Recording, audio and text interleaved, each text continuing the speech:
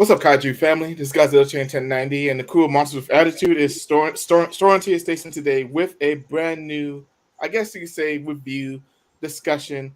Today, we're going to be going over one of the most famous Godzilla movies of all time, King Kong versus Godzilla 60th year anniversary. And tonight, we got most of the crew on with us. Of course, we got the bearded man himself, Eric. How you doing tonight, Eric? What is up? What is up? Cannot wait. Of course, Cody from Cody's Kaiju Customs. How you doing tonight, Cody? Pretty good, man. Pretty good. Can't wait to talk about Leanzilla and King Kong, the best Godzilla movie ever made. But I'll leave that. And of course, we got Mr. Ben Bailey in the house tonight. How you doing tonight, Ben? Pretty good. How are you, Adrian? What's up, I'm guys? doing excellent. And tonight we have our host, since that's why he's being introduced last. We have Mr. Aaron in the house and our host for tonight. Aaron, how are you doing tonight? Oh man, I'm so excited. I'm still super appreciative that you asked me to host this because the 1962 suit is my favorite Godzilla ever, and that's why tonight, if you've been watching a couple of our shows in the audience, this is the first time I have my Godzilla collection behind me in a cleaner way. Usually, if you've noticed before, I just had my shelves in the background just with everything on them. I just throw whatever on them. But I decided for this show, I wanted to dedicate um uh I wanted to dedicate Godzilla his own shelf, and I wanted to wrap all the 1962s I have, which Nice. compared to a lot of other people, I don't have that many, but the few I do are ones I really love. So I hope that shows how much I love this suit and how much I hold this movie close to my heart. Most definitely, Aaron. I can't wait for us to get into it, Aaron. It's gonna be a really fun discussion. I know you have a lot of great questions for us, but I guess before we do that, Eric, do you mind popping in the chat, letting us know who's in right now? Oh my goodness. All right, let's Tons of see. We people. got. Oh my God, There's who a was lot of first? people. Yeah, we already David? blowing up. Yeah. We got 11 viewers, so thank you guys. We got What's up, Godzilla guys? 93. David, what's going on? What's up, We got Gonzalo. Gonzalo? What's up, made it? Gonzalo? So did I, man. We got Michael Hay. What's going on? Michael? Who else we got? We got Edwin.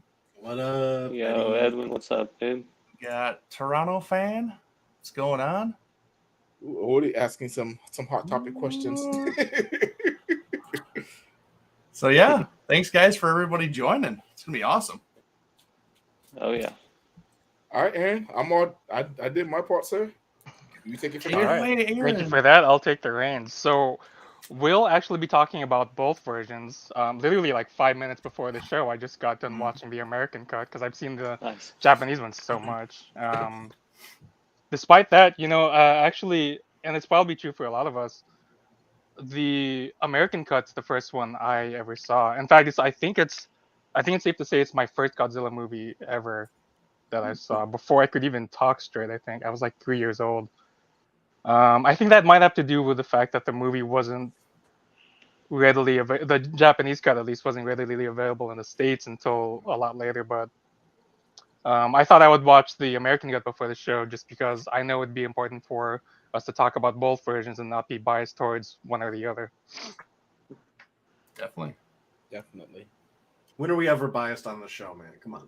Yeah, we only spit straight facts. We're the biggest Godzilla news ever. You can quote us on anything. It's truth. And you can quote me on that too. I do see we did get Eric Duppo cropping in the What's chat. up, What's up, David? Hey, what's up, Hey. David? Welcome, Stop cool. Mr. Where we got? Let's see, oh, not you. This one. Mr. Ghidorah, welcome. Elbow cough. Elbow cup. What's up? Oh, I do wanna answer Gonzalo really quick.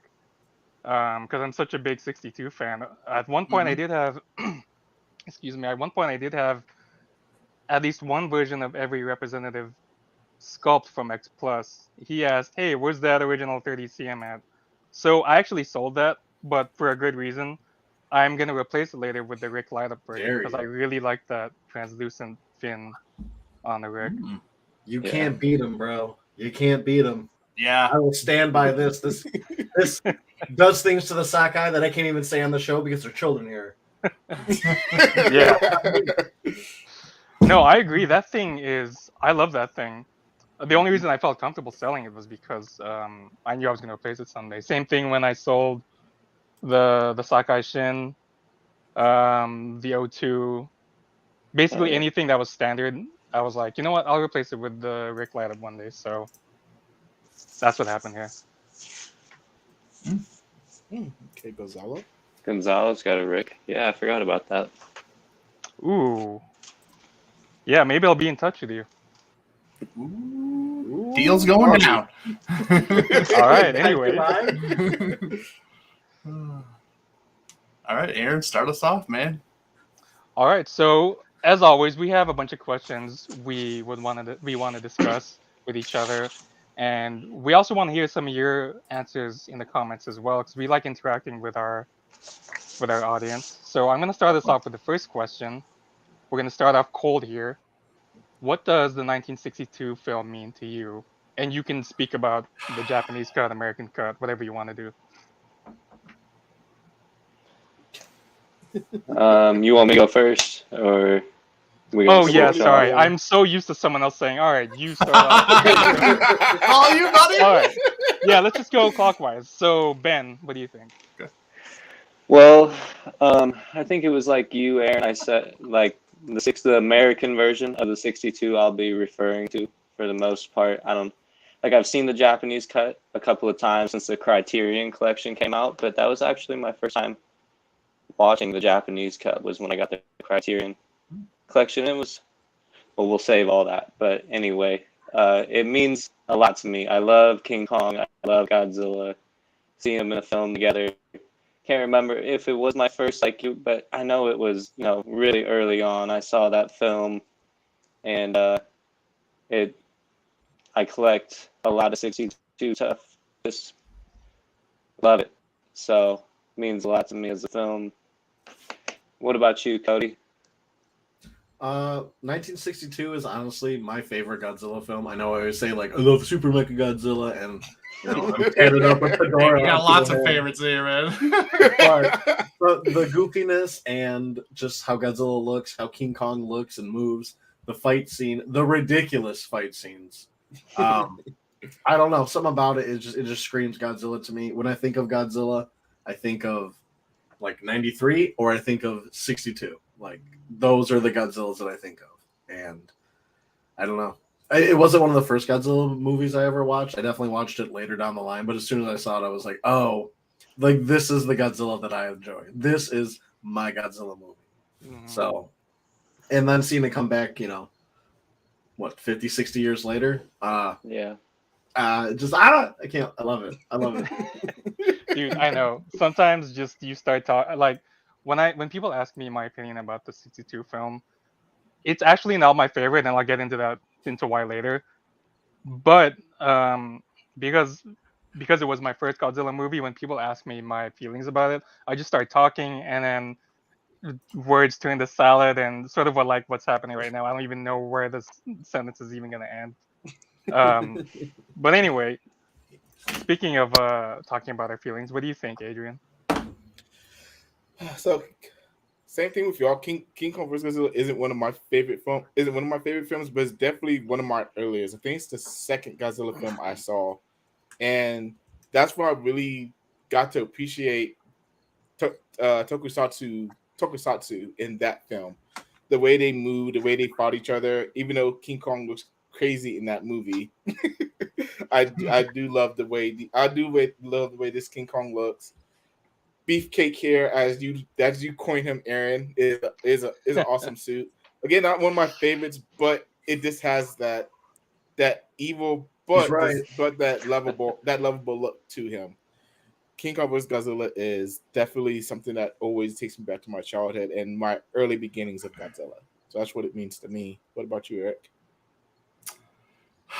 It this was a tough one for me because I actually didn't see this until I was a little bit older.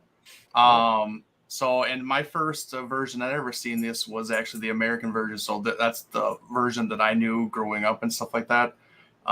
We'll discuss the Japanese version too and stuff. I've seen that and everything, and that's great. But I guess it's just it means more to me now. I think just because it's one of my favorite movies for my daughter. And so we can just pop it on and she just has a blast watching it. Like she'll just be glued to the TV. Like she'll literally just say fast forward to the fighting, and that's what we'll do. Like that's I was like, heck yeah, yeah.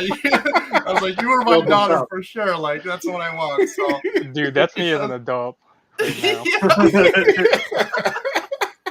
So like it doesn't have a lot of like, I didn't grow up with it for a long time, but it is, the more I watch it, the more fun I'm having with it, and the more times I can just pop it in and just enjoy it and just have fun with it. It really is, especially with my daughter being around and stuff. So it is kind of meaning a little bit more to me. But I definitely didn't like grow up with it. So I guess that kind of means, something to me. So. No, I like that. That provides different perspectives, which is what I really like about the discussions. Is all the different answers. Mhm. Growing up,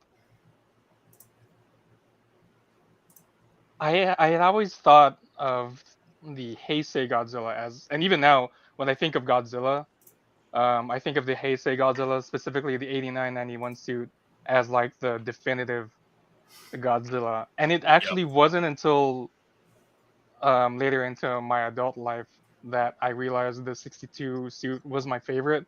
Because as a kid, I actually didn't appreciate the Showa movies as much as I should have. It doesn't mean I hated them. It just meant that were I to pick between a movie to just pop on and watch the fight scenes, I'd go to the Heisei movies or the Millennium movies. The Showa movies were always my last. As an adult, it's funny because people say the Showa movies are a little more childish, but not immature. To me, there's a Mhm. difference between those two, and with Yeah. childish, it doesn't necessarily mean negative. Um, it's funny because people always say the show movies are more childish, but as an adult, I appreciate them a lot more just because of all the artistry that went into them. The Yeah. suit making, the suitmation, the cinematography, the filmmaking techniques. A lot of people say that the later movies, starting with the Millennium movies and the MonsterVerse, hide too much behind the digital effects and modern filmmaking to sugarcoat just bad decisions in fight choreography or story or Mhm. whatever, or what have you.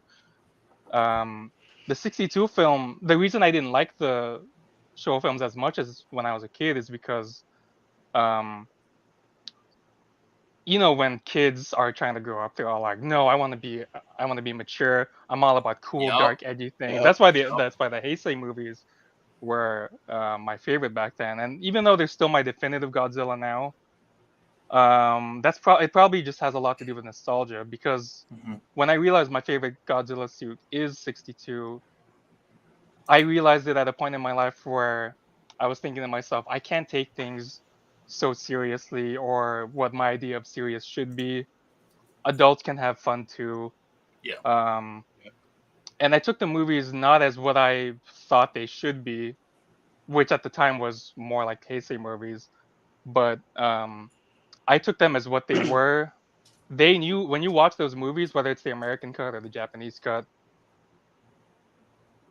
you realize they really know what they are and they don't try to be more than that, and yet they still excel really well at what they're doing. Whether it's the Japanese cut being more of a satire, almost leaning on like a dark comedy, or the American cut being a little more serious and trying to make more sense of what's happening, but ultimately still having a lot of fun with what it's doing. And ultimately, that's all we want, honestly. Like, it doesn't Yeah, need to yeah, be anything else. Like, it just straightforward. We're good. absolutely. I Probably one of my biggest complaints about the MonsterVerse or just any a lot of modern films in general is that a lot of them try to make too much sense of what's going on. Like, say with superhero movies starting in the 2000s, for some reason, no one in the film industry wanted to have the costumes from the comics. They thought it was too, I don't know, too kiddie or too weird. Like people wouldn't believe that um, a guy named Wolverine would wear a yellow suit for some reason, Yeah, even though he had Yeah. the crazy hair and yeah. I don't know. He had to be edgy looking and everything, and Yeah, of you course. know. yeah, and it's gotten a lot better. Like with the recent Marvel and DC movies, you see characters truer to themselves, but there's still in modern filmmaking, it still persists that notion that you have to make things a little more real, or people or the audiences won't digest them. And to me, I don't think that's true at all. When you have things that sort of just do whatever they want, know what they are, and don't try to be better than themselves or think that they're better than other movies or TV shows or whatever it is, um, you see the genuine heart in those. Like people that were Yes, making it yes, actually loved what they were doing. I mean, of course, everyone does it for excuse me, everyone does it for money partly, but these guys, the guys who made the Showa movies, who made King Kong versus Godzilla, yeah. there was so much appreciation for what they were doing. Yeah. And I don't believe for a second that no one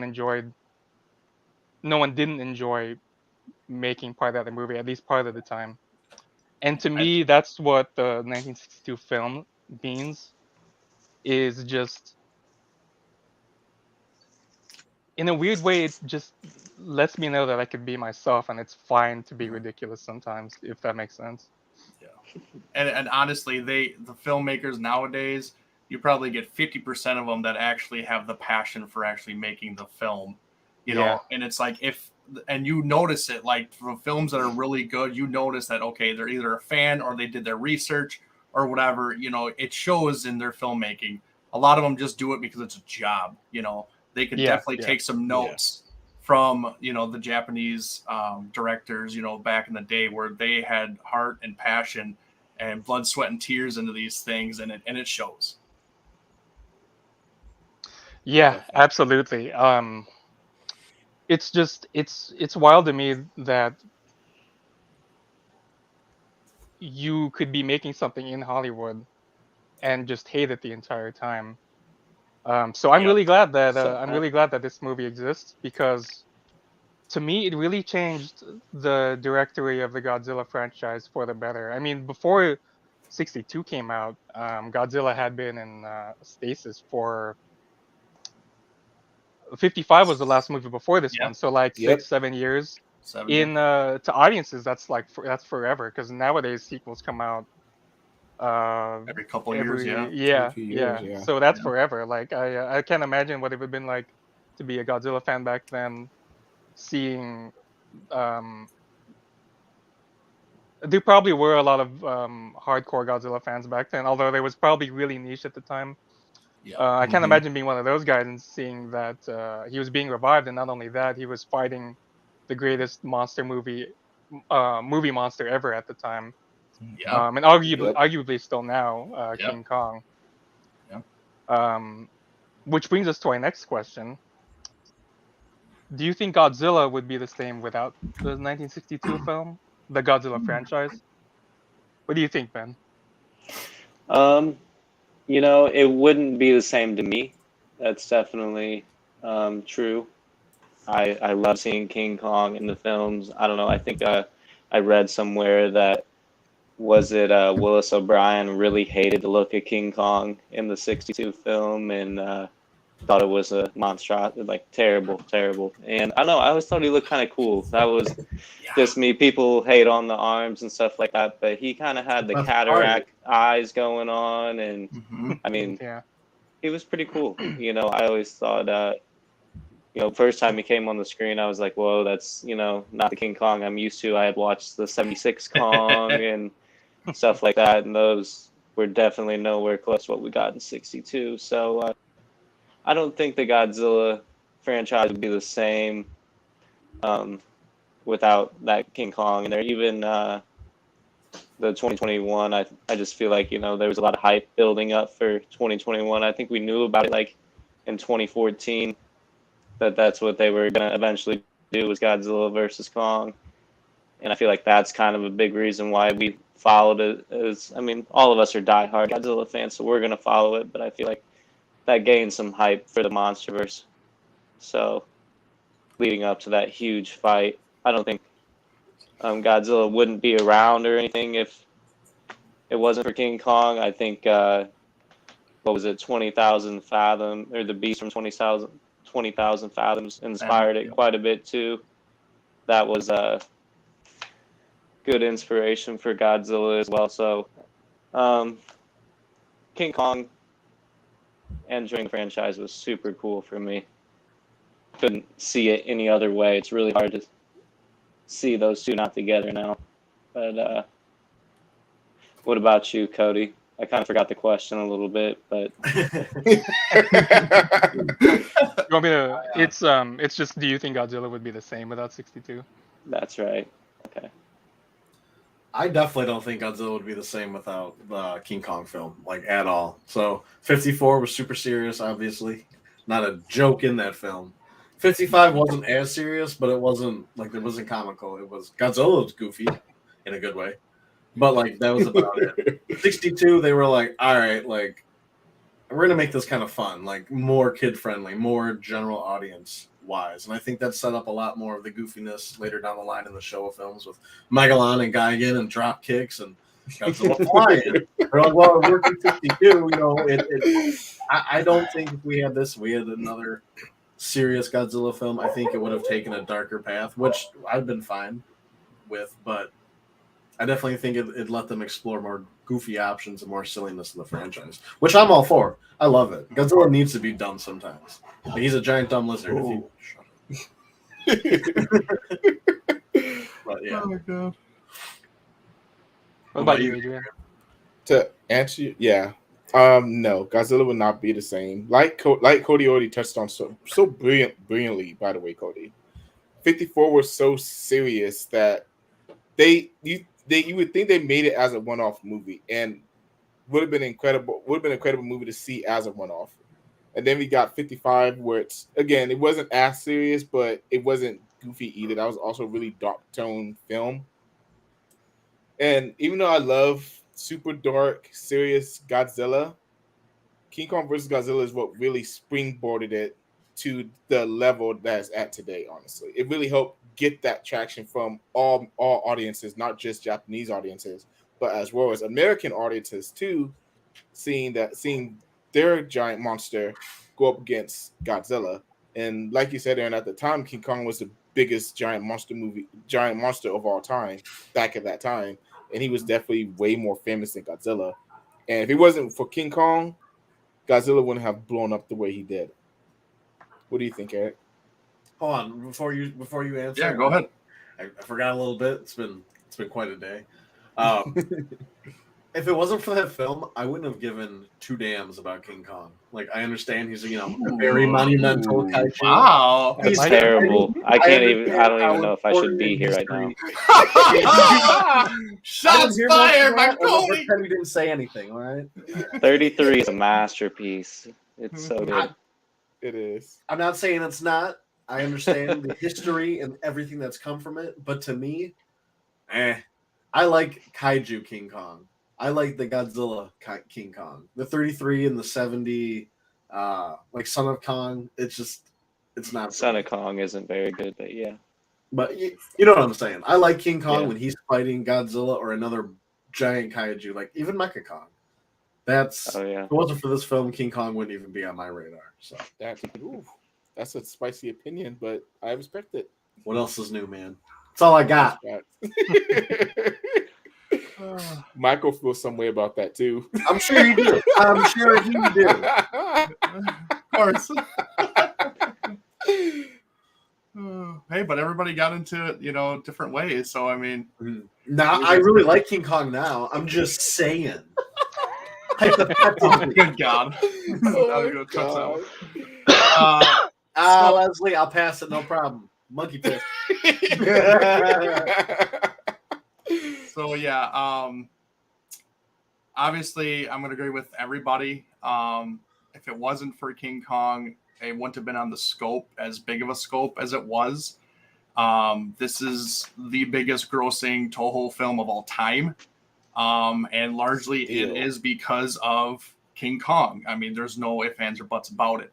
I was a King Kong fan back in the day. I'm pretty sure I saw Kong even before Godzilla when I was younger.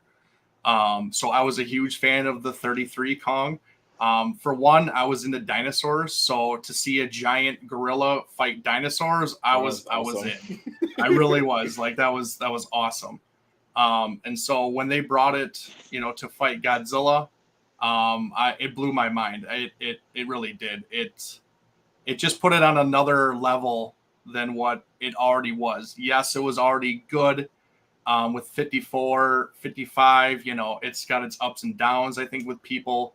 But it really just kind of skyrocketed Godzilla back up into favoritism, I think, with just people in general. Because you have the American fans that are King Kong fans, and you have the Japanese who are the Godzilla fans. You put them all together. I mean, you have a ton of people who just absolutely love this film. And I think Kong being in the Godzilla film helped Godzilla and actually helped the American fans actually know about Godzilla realistically. Because it wasn't, Godzilla was not the biggest hit over here, I'm sure. Obviously, it wasn't raised in the 50s, so I don't know. But obviously, it was more of a hit in Japan just because it meant more.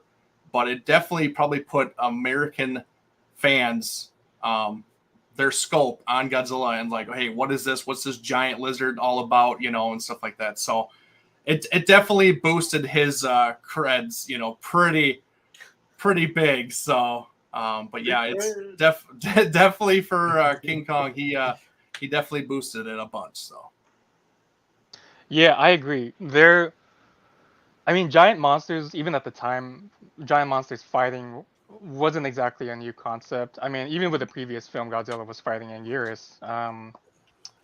But I think King Kong versus Godzilla was really the first time it was a blockbuster event the way we know them now, if that makes sense. Like with Anguirus, everyone knew Godzilla was gonna win. Like you bring in this new, at the time, in this new enemy, who is supposedly a little more evil than Godzilla. So, well, actually, Godzilla was probably more evil at the time still. But you bring in this new dinosaur. Of course, Godzilla's gonna win. But here comes King Kong, the biggest monster in the world. Suddenly, you don't know. Oh no, is Godzilla gonna make it out of here? I mean, of course, watching the movie, even the characters comment on it. Everyone was saying, of course Godzilla's gonna win. No way King Kong can win. Then yeah. he pulls out the thunder punches, just whops on Godzilla.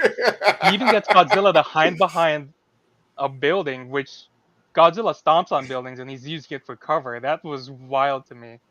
You just watch that and you see King Kong. This is why he's king. It's not because of Skull Island.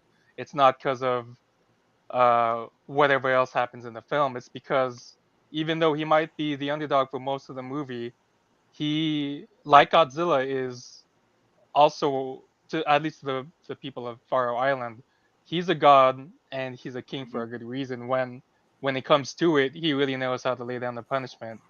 And I mean, a lot of people, and we'll get to this later. A lot of people will say that was just a cop out with the thunder, but Yep. I don't know if that, even if that wasn't there, I still think he would have went ham on him.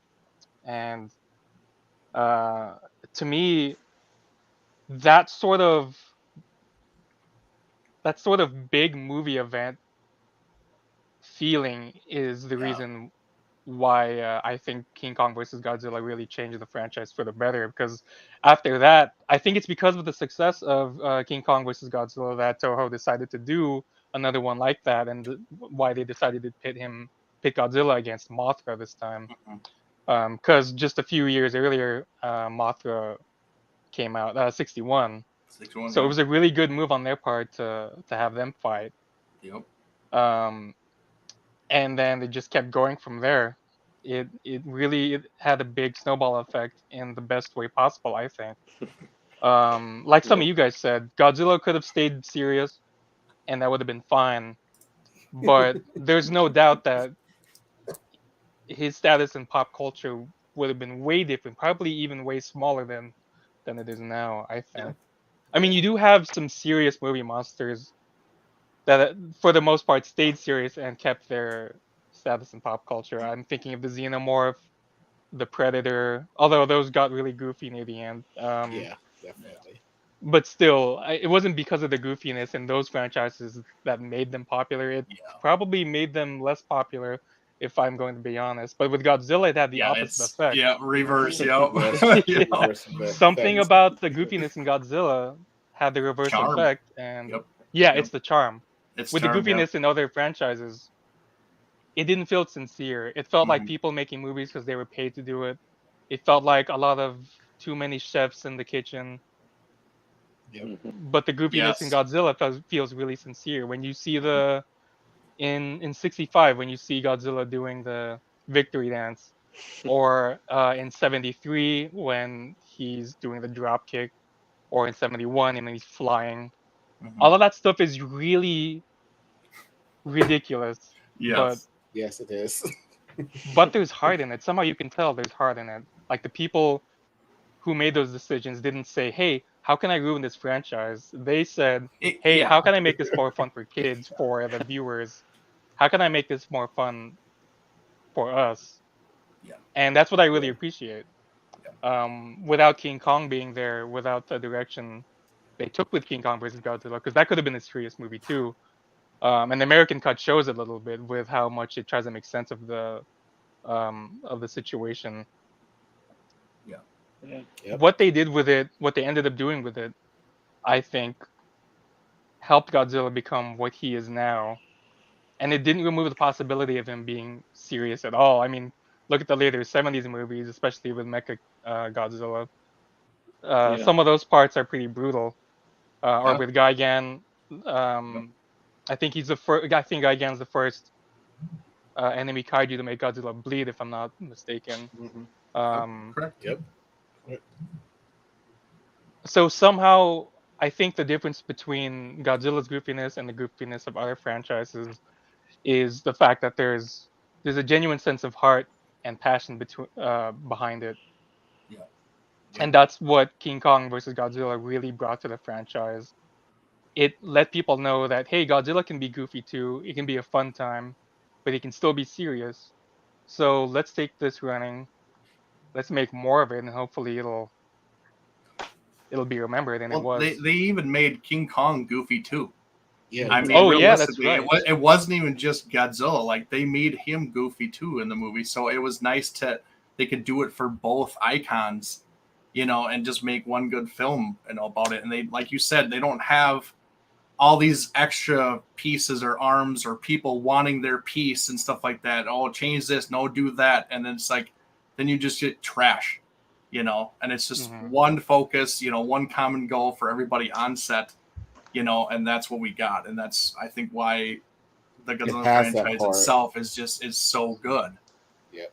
They wrote Godzilla with so much personality. You can tell that they had to love. It Godzilla. does, yeah. In every Yeah, movie, it he's does. got Yeah. a different Wanted something personality. different. Absolutely. There's Yeah. there's a lot of heart and there's a lot of love in this Godzilla. Yeah. And we've been gushing about everything so good with it. That brings me to our next question, which I gotta know, what's your favorite and or least favorite characteristic of the film? And you can talk about either cut. Um, I think it's important to, when you're talking about your favorite movies, not just to talk about what you love about them, but if you have any criticisms of them, to talk about that as well. Because I don't think anything's above criticism really, and this movie's no exception. What do you think, Ben? Um, we might have to switch up the rotation. Might have to go to Eric. Oh, go the other way Go. around. That's a good. Yes. That's a good point. Yeah. Why? What happened? Pull in the reverse card, dude. I gotta think about it. The least favorite and or most favorite. Well, you could say favorite or least favorite. You don't have to say both. Hmm. Just for Well, I got both, so I got both. All I got right. both. All right, what do you All think, right, Eric? so I'll go with my least favorite. So one of my least favorite things about the film in general is that some people might like it, but like when they did the puppets, I hated that. That was cringeworthy. I'm sorry. Like I hated that when it was just, it looked like Godzilla was trying to get on Kong. Like it was just ridiculous. Like, Yeah. I hated it. I was like, why are they doing this type of shot? Like why do that? I didn't understand it whatsoever, but that was just one of my cringiness about the movie itself. So the American version, I absolutely hate this guy, Dr. Arnold Johnson. Oh my Uh, god. The dumbest person I've seen in one of these movies. Like, good God, where did you get your freaking degree? Like, come on. Like, guy does not know what the hell he's talking about. I'm sorry, but it always annoyed me how they tried to make Godzilla so dumb and just a dumb animal where he's just brute force. I was like, what? Like, he is shown that he has smarts, that he's that he thinks about things. Like it made no sense. I absolutely hated when he said that. I was mad actually. And I was a kid. I was like, what? I was like, get this guy off. And then another nitpick of mine was, I absolutely hated that Kong had electrical powers. Absolutely hated it. Just because Godzilla, to me, was always the one who got stronger with electricity and stuff like that. So I was always like, okay, so why is he getting hurt if Godzilla gets stronger with electricity? Why is he getting hurt by Kong? I never understood it. I really don't. Maybe not until I got older. Then I was like, okay, they're giving him something that he needs to combat Godzilla and, his atomic breath. Leslie, you just hate because he's on that grind. I'm being real right now. I really am. Like, money. Come on. So yeah, so I didn't like that at all. It didn't make sense to me at all, especially as a kid. I was just like, what? This doesn't make any sense. That's what I'm saying about that. Some of my favorite things about the film in general were the fight scenes.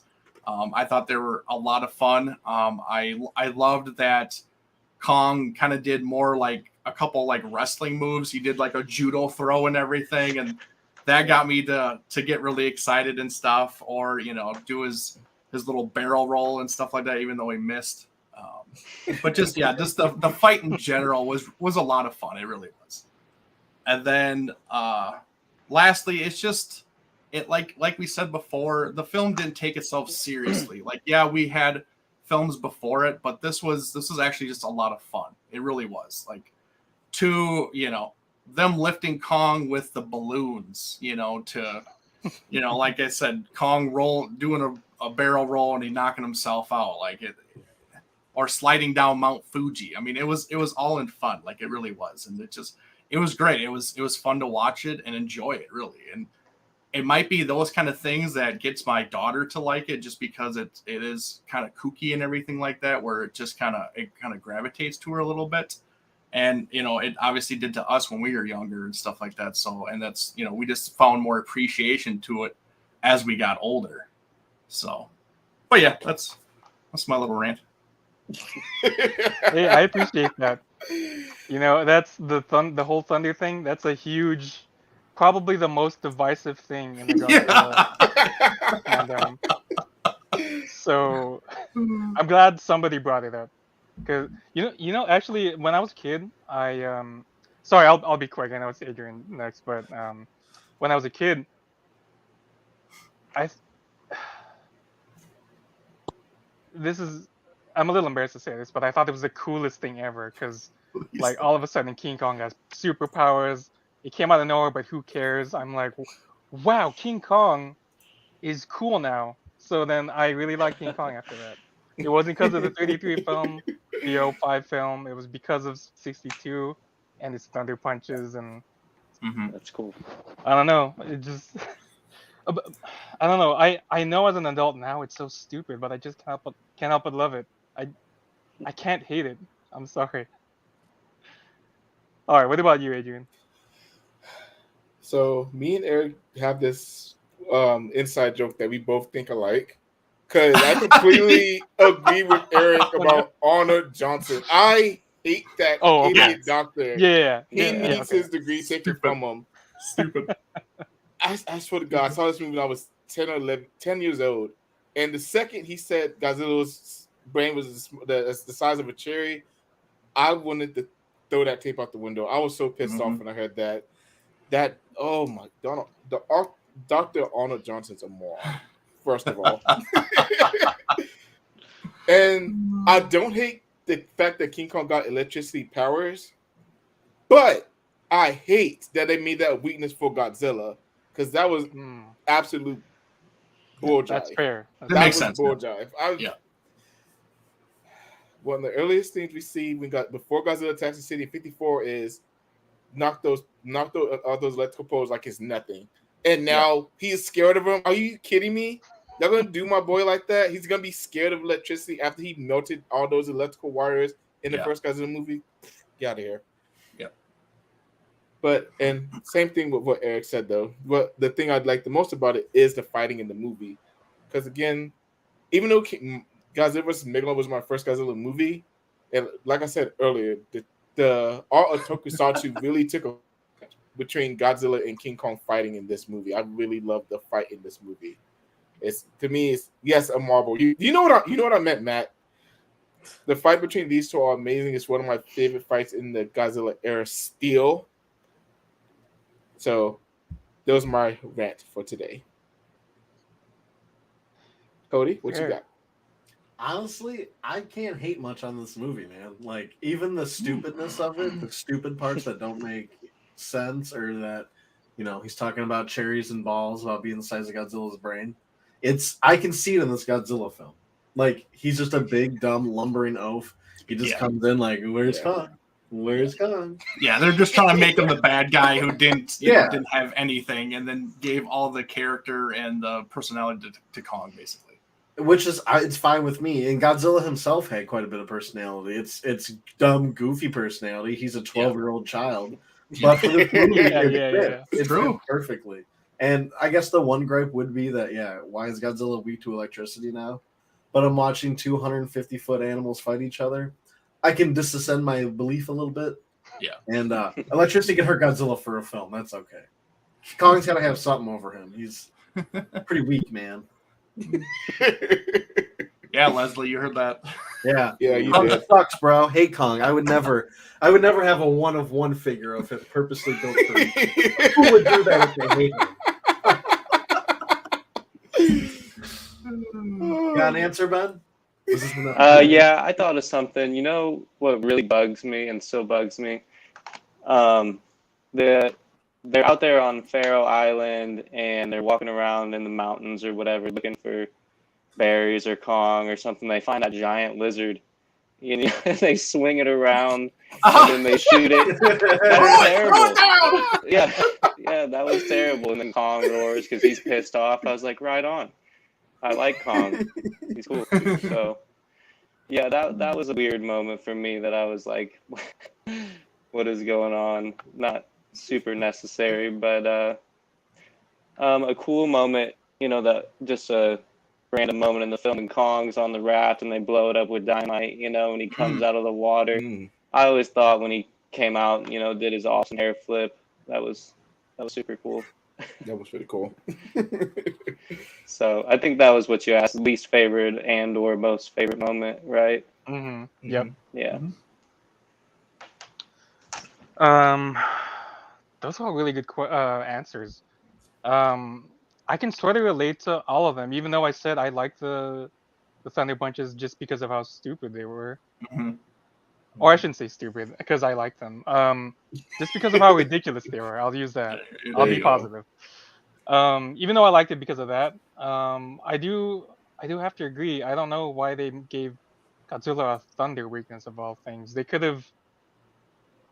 I don't know. I don't know what else they could have done. I mean, maybe they could have just, instead of giving Godzilla a weakness, I mean, I was I going would to have gone with like what they kind of did with the new one. Maybe make him a little bit more agile, a little quicker. Yeah, Obviously, yeah. he's going to be stronger with the punches and stuff like that. Mhm. You know, strength wise, he probably has an edge just a little bit of Godzilla, but just beat him up like he normally would. Don't give him no special Yes. ability and stuff like that. Just make him a giant gorilla that's just beating the crap out of him like he did in Mount Fuji in the crater and stuff like that. When he just linebacker just tackles him. One of my favorite scenes. He just floors him. Like, give me more of that. Yes. See, they could have had scenes like that without the whole thunder thing going on, which is what I was trying to get at. They could have just give him scenes like that without explanation, because everyone knows King Kong is strong. The only problem was he was just, for most of the movie, he was just too afraid of Godzilla for whatever reason. So at the end, have him muster up his courage, wind up some punches, just knock Godzilla flat on his back. Well, I guess he can't go flat on his back, but you know what I mean. Um, just just have him wail on him like a kid got bullied too much, and we're good. I think that would have been fine. Yeah. So I guess I answered the question with that. What my least favorite part of the movie is. Um, my most favorite, and you guys have mentioned this, is just how I just love how much of a bully Godzilla is, and their Yeah. personalities in general. Just how, part of the reason I realized the 62 suit is my favorite is because of how goofy he is. I mean, you look at him straight on, he's just, you wonder if he's all there. You look at him from the side, he just looks like every He- dinosaur. Like he looks like what a He's kid, always spaced how, out. yeah, like he's just like a kid drew him, and they just decided to use it, which is fine by me because I love this thing so much. I love that suit because it's, the more you get to know me, the more this makes Just trying sense. to I justify. love ridiculous Get stuff. out of here.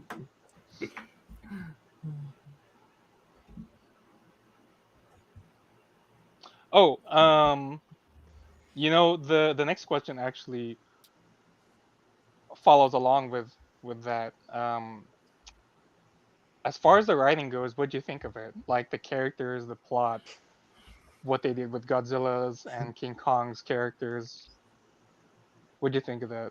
Should we go clockwise or counterclockwise this time? Ben, you gonna take this one? Yeah, I guess I'll go first. So, what did we think of the writing of the film? Of the not Yeah. only the human characters, but sometimes the monsters themselves, how they were taking care of everything throughout. Any aspect of it, like the dialogue, whatever you want. Hmm. Yeah, I liked a little bit of comedy they threw in there. Um, I guess, like I said, I'm talking about the American version. Taco, he was hilarious. He always made me laugh. A little bit of comedic relief in there when they were talking about the dude's corns or something. I don't care about your corns. Yeah. There's some good Yeah. moments in there in the writing, in the dubbing, I guess I should say. I don't know how much of that was really there in the Japanese cut. I watched it, but it's only been once or twice now. I watched the American version, like ritually all the time. So, but overall, I thought it was good. I liked the how they handled the Faroe Island and the Kong stuff, and they did, the dance and all that. They kind of reminded me of 33 and 54. Paid an homage to that as well. So I think they handled the pacing and everything was good. Kept me interested. I don't know. I fast forwarded a lot as a kid, like your daughter does, Eric. I wanted to see the fight scenes, but after a while, I enjoyed the whole movie. It was kind of like a journey. It felt like a journey movie, I guess. They brought him back on the ship and stuff like that, and you don't see that in like the 33 film or the 2005 film. I guess they do go over it in the 76 film, but you don't always see him bringing Kong back on the raft and stuff like that. And they really thought about this movie, all the way through and moving these characters together and bringing them to a collision course that ended up on Mount Fuji and destroying some historical landmarks and stuff. It was awesome. It was super well written, if you ask me. I don't know. What about you, Cody? How do you think they handled the plot and everything? I won't sit here and say it's a beautifully written story because it's a Godzilla film. Like, it is written by- True. But for what it is being like a comedic Godzilla film, one that's not taking itself too seriously, I think it's written like perfectly. The characters are over the top. They're eccentric, which this movie needs, and there is a decent plot to it. Like Godzilla's running amok. We're gonna bring Kong in. We're gonna fight him. It's comical how they get it all done, but Right. I like it. Like it makes sense. It's not just Godzilla's here. Oh, there's another kaiju. Oh, they're gonna fight. It's got a little bit of substance to it. So yeah, I think it was written very well. Not beautiful, but very well. And it's not very hard to entertain me. So I mean, I'm happy with it.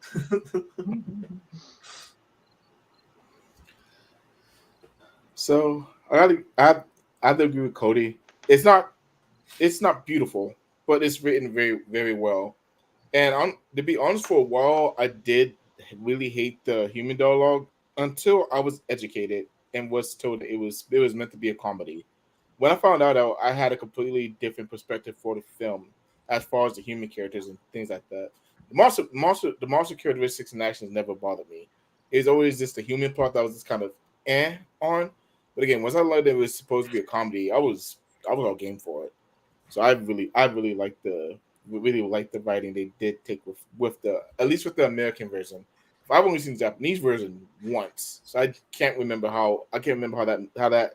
Even though I know that was supposed to be a comedy, as that was really written as a comedy in the Japanese version, I don't remember it well enough to be able to speak on it. But as far as the American version, some of the dubbing could have been a little bit better, but whatever. That's all Godzilla movies, so it didn't bother me too much. Eric, what you got? So yeah, the human characters aspect of it are very lackluster for me. They didn't do too much with them, and I think it's just because that they focused more on Kong and Godzilla. I think this is one of the films that they gave the most personality for the kaiju in general. I loved that you saw aspects of Kong doing different things, about thinking about things, or just trying to solve problems. Even when Kong met Godzilla for the first time, and he gets introduced to his atomic breath basically, and he scratches his head. He's like, "What the heck just happened?"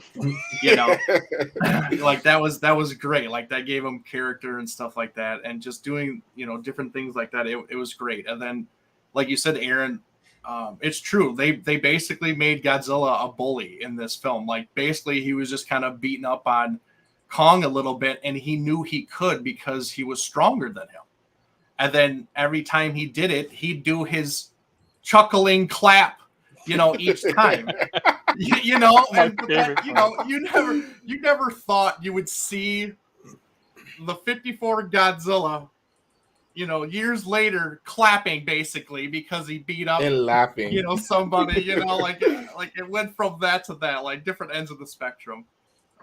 So yeah, I really did enjoy that. I did love that they did kind of like a continuation from 55 to 62 for Godzilla when he came out of the iceberg. I did like that a lot. Mm-hmm. Just instead of just like, okay, he just came out of nowhere kind of thing. I like that, he was stuck in there. That's where he came from. Now he's coming back, it made sense. Even the backstory for Kong, it made sense where, obviously he's just on Faroe Island, minding his own business. He gets taken and obviously ends up in Japan, and he's, naturally attracted to, another kaiju. But yeah, the human aspect, like I said, it wasn't there for me. Yeah, Mr. Taco was funny and all, but overall, it was okay. Like I said, I can easily skip through all the talking and everything and go right to the kaiju action and be fine with. But yeah, I wish they would have done a little bit better, but it is what it is, and that's kind of what we got. To me personally, seeing the Japanese and the American versions, honestly, I thought the Japanese version was a lot more serious than the American version. I thought the American version, they made it a lot more funny with the dubbing and stuff like that. Even when, I don't know, it's just, I guess that's how I just saw it personally. Even with me seeing the American version subtitled, I don't know, just a lot of things that was missed, I guess, with the subbing too. But just the straight up just Japanese, it just seemed serious to me, even though, a lot of times I didn't know what they were talking about. Because I actually have the 4K version that was released in Japan and stuff like that. I actually have that version, and that's how I actually watched the Japanese version for the first time. I had the Criterion set and everything, but I didn't do it. I waited because I knew that this one was coming out, so I got that one instead and then watched it, which is phenomenal. If you want to watch this film, it's beautiful. That's the way to go, and I can't wait till they come out with other ones. But that's just that's another subject here and there. But so just watching that and just trying to kind of live the words and the lyrics and just whatever through the film, in the Japanese. Like I could still, rehear everybody saying everything, but it just seemed like it was a lot more tense and more serious than in the Japanese version. So but I feel the same way. I agree with that. That is interesting because I don't know if it's no, that's totally valid though, because I think one of the biggest differences between the Japanese version and the American cut is having watched the American cut really recently, just about an hour ago. Because the last time I watched it, I don't even remember the last time I watched it. Seeing it now, it's really obvious to me how much more overt it is with its comedy, if that makes sense. Like it's with the Japanese version, since it's more of a satire, the comedy isn't quite there on the surface. It's not as obvious with its comedy, whereas with the American version, that might have been a conscious decision to make it more surface level for its audiences, just because of the cultural differences. People might not have understood what the original cut was even written as a satire about, which in this case is the commercialism of Japanese culture, the economy over there, the way business is done, which wouldn't be the last time they would satirize Japanese culture like that.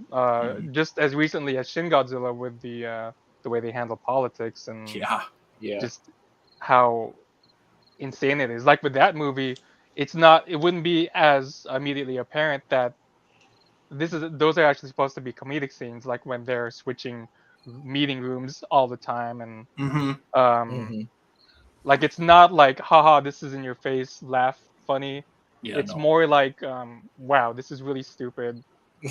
And it makes me like it's that kind of funny. Whereas with the American cut, it's more like with the coins line, I was laughing out loud. That was hilarious. I love that. Just I want to hear about your coins till this is done. Are you got it? And I was just like, oh my god, this is way different from the Japanese cut. Wow, this is a different movie. And I like how I forget which one of you said it, but I like how you say, I think it was Ben or Cody who said that you would fast forward through the movie through the human parts as a kid, but as an adult you actually enjoy it a lot now because it's actually kind of engaging, and I agree with that. I didn't even mean to watch the American cut fully today.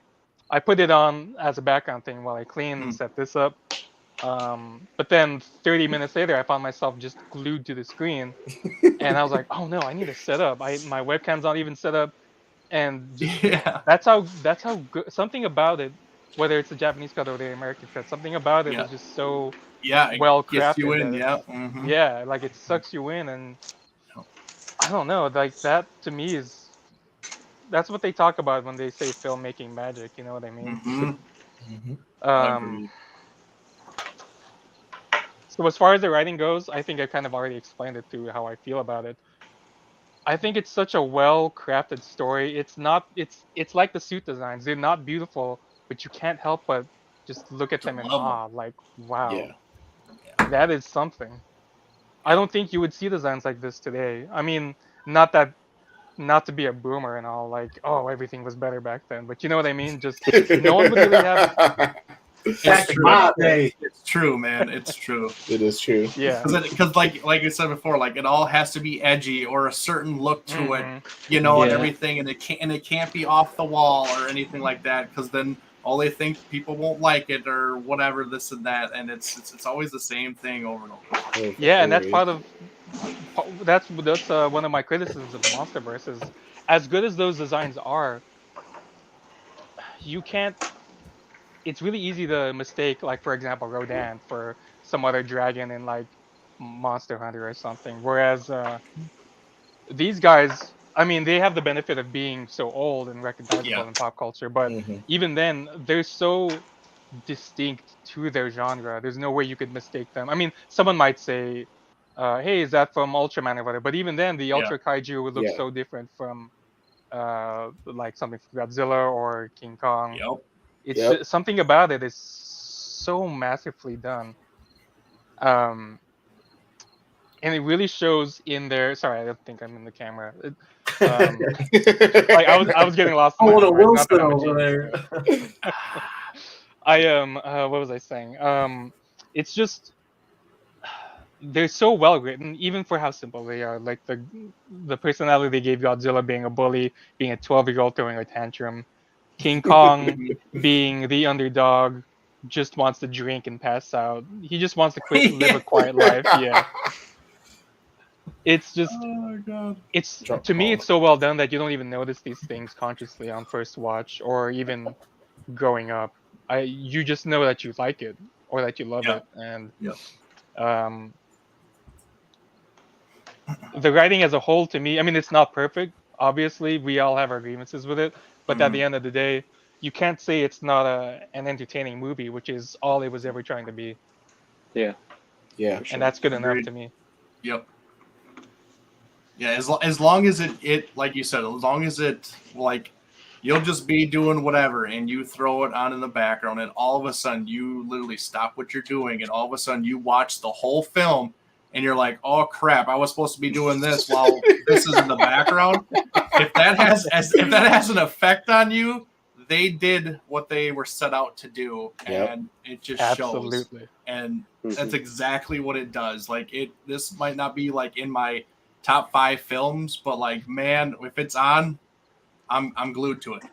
Yeah. Definitely. Yeah. Same. Speaking of the designs, though, I was just talking about how much I love them, but that brings me to our next question. Oh man. I know not everyone loves them, so why do you think that is? Why do you think the 62 designs are so divisive in the fandom? Because you'll often hear either people love them Mhm. or they think they're really stupid. So I don't know. What do you think? How about we switch it up and say who wants to answer first? Okay, I'll go. Because they're goofy. They're dumb. At the core, these suits are like a 6 out of 10 at best. But that adds the charm so much that it's evolved into that's the charm of the movie is these two goofy looking kaiju with spaghetti noodle arms coming around flapping you to like a Godzilla who looks like he's a little, I don't know, slow. It works out perfect. It's I enjoy it, but I can see where like other fans are like, "What am I watching right now? Like, this is not Godzilla. This is not King Kong. This is like the B movie. This isn't Pacific Rim. This is Atlantic Rim. Like, this Oh, is oh good God. Oh man, I haven't thought about Atlantic Rim. You know what I'm saying? Like, Yeah, see how they yeah. turn on. They're like, is this That's Godzilla? Like, Right. Yeah. but I love it. It's all the charm for me. What about you, Ben, or whoever? Well, we're talking about what do we love about the Showa suits, or why do we think they're so divisive? Yeah. Really, I mean, yeah, I love it. I guess you guys already know that, but I think you hit it on the head there, Cody. Is that sometimes they're a bit goofy looking.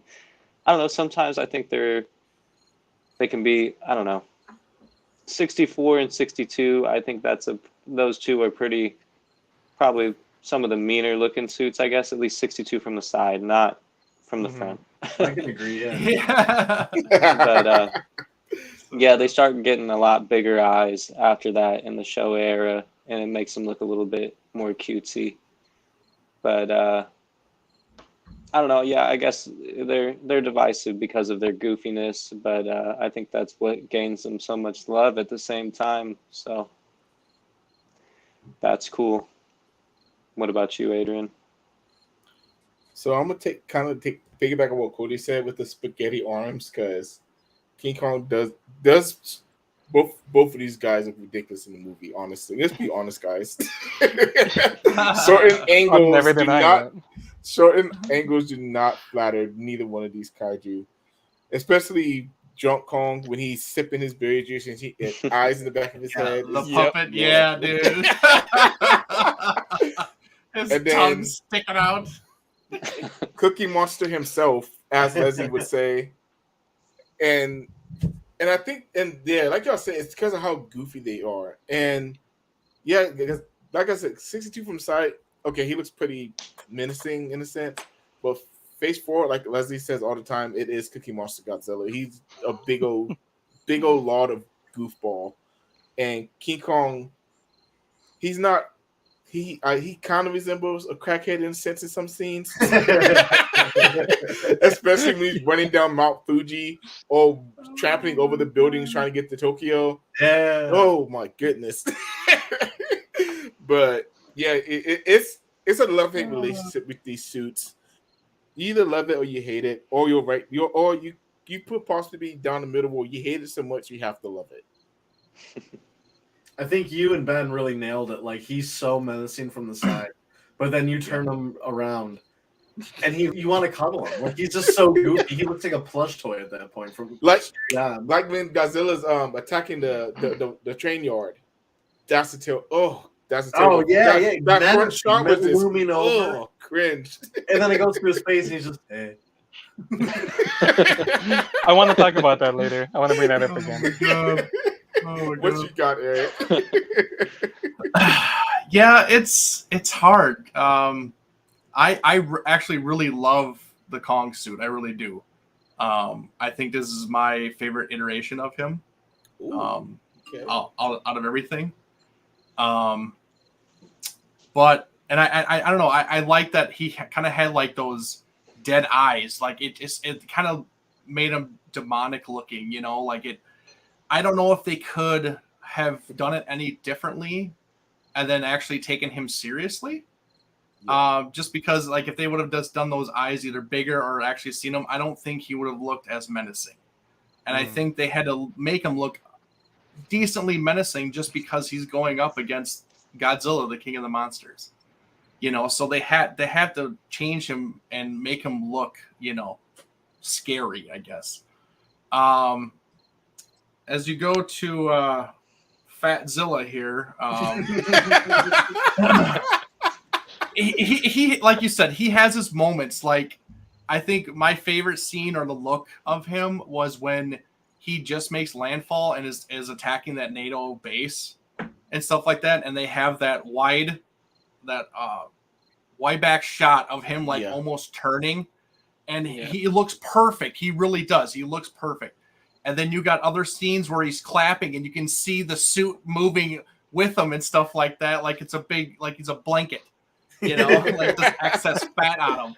Like it, I don't know. It's, and I think also too, like it has to do with the time you grew up in or when you actually watch these films is if you like them or not, Definitely. or just how much of a fan you are. If you're just you know, mediocre fan, you might not care. If you're a hardcore fan, you're like, yeah, I hate him because he looks really dumb, you know, or you're a fan where you just appreciate the goofiness and everything, and you're like, oh yeah, I love that look, you know, kind of thing. I think it just all depends.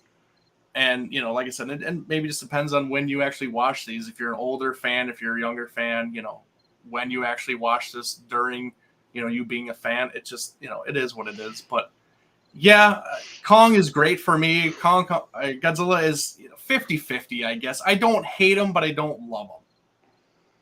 So, and then also piggyback on that, Eric, that same, like right after he does that when he has that wide profile shot, like it looks perfect. 2 seconds later, when he shoots off his atomic breath, he looks so cringy right there. When they have it's like a puppet head or something. It's horrible. And unfortunately, this Express figure captures that way too well. I'm sure it looks great in 4K too. You see every little thing, dude. Everything. Seeing the it's goofiness good and bad. It really is. So I guess RKO told Toho that King Kong had to have a different look from his original appearance. I haven't ever heard that, but I mean, he definitely did have a different look. And they knew they had to make him taller. He was only like 50-something feet and 33. Let's not go goofy with it. I'll be honest with you guys. When I had my epiphany about why 62 is my favorite suit, it's because he looks so dumb. I'm not gonna lie. You see that front-on view of him, and he looks so ugly that you just can't help but love him. And I don't know what it is about me. I see him. I see Fatzilla. I take him for all he is, and he's just. I don't know. I love that stupid menacing grin from the side. That's what it really is to me.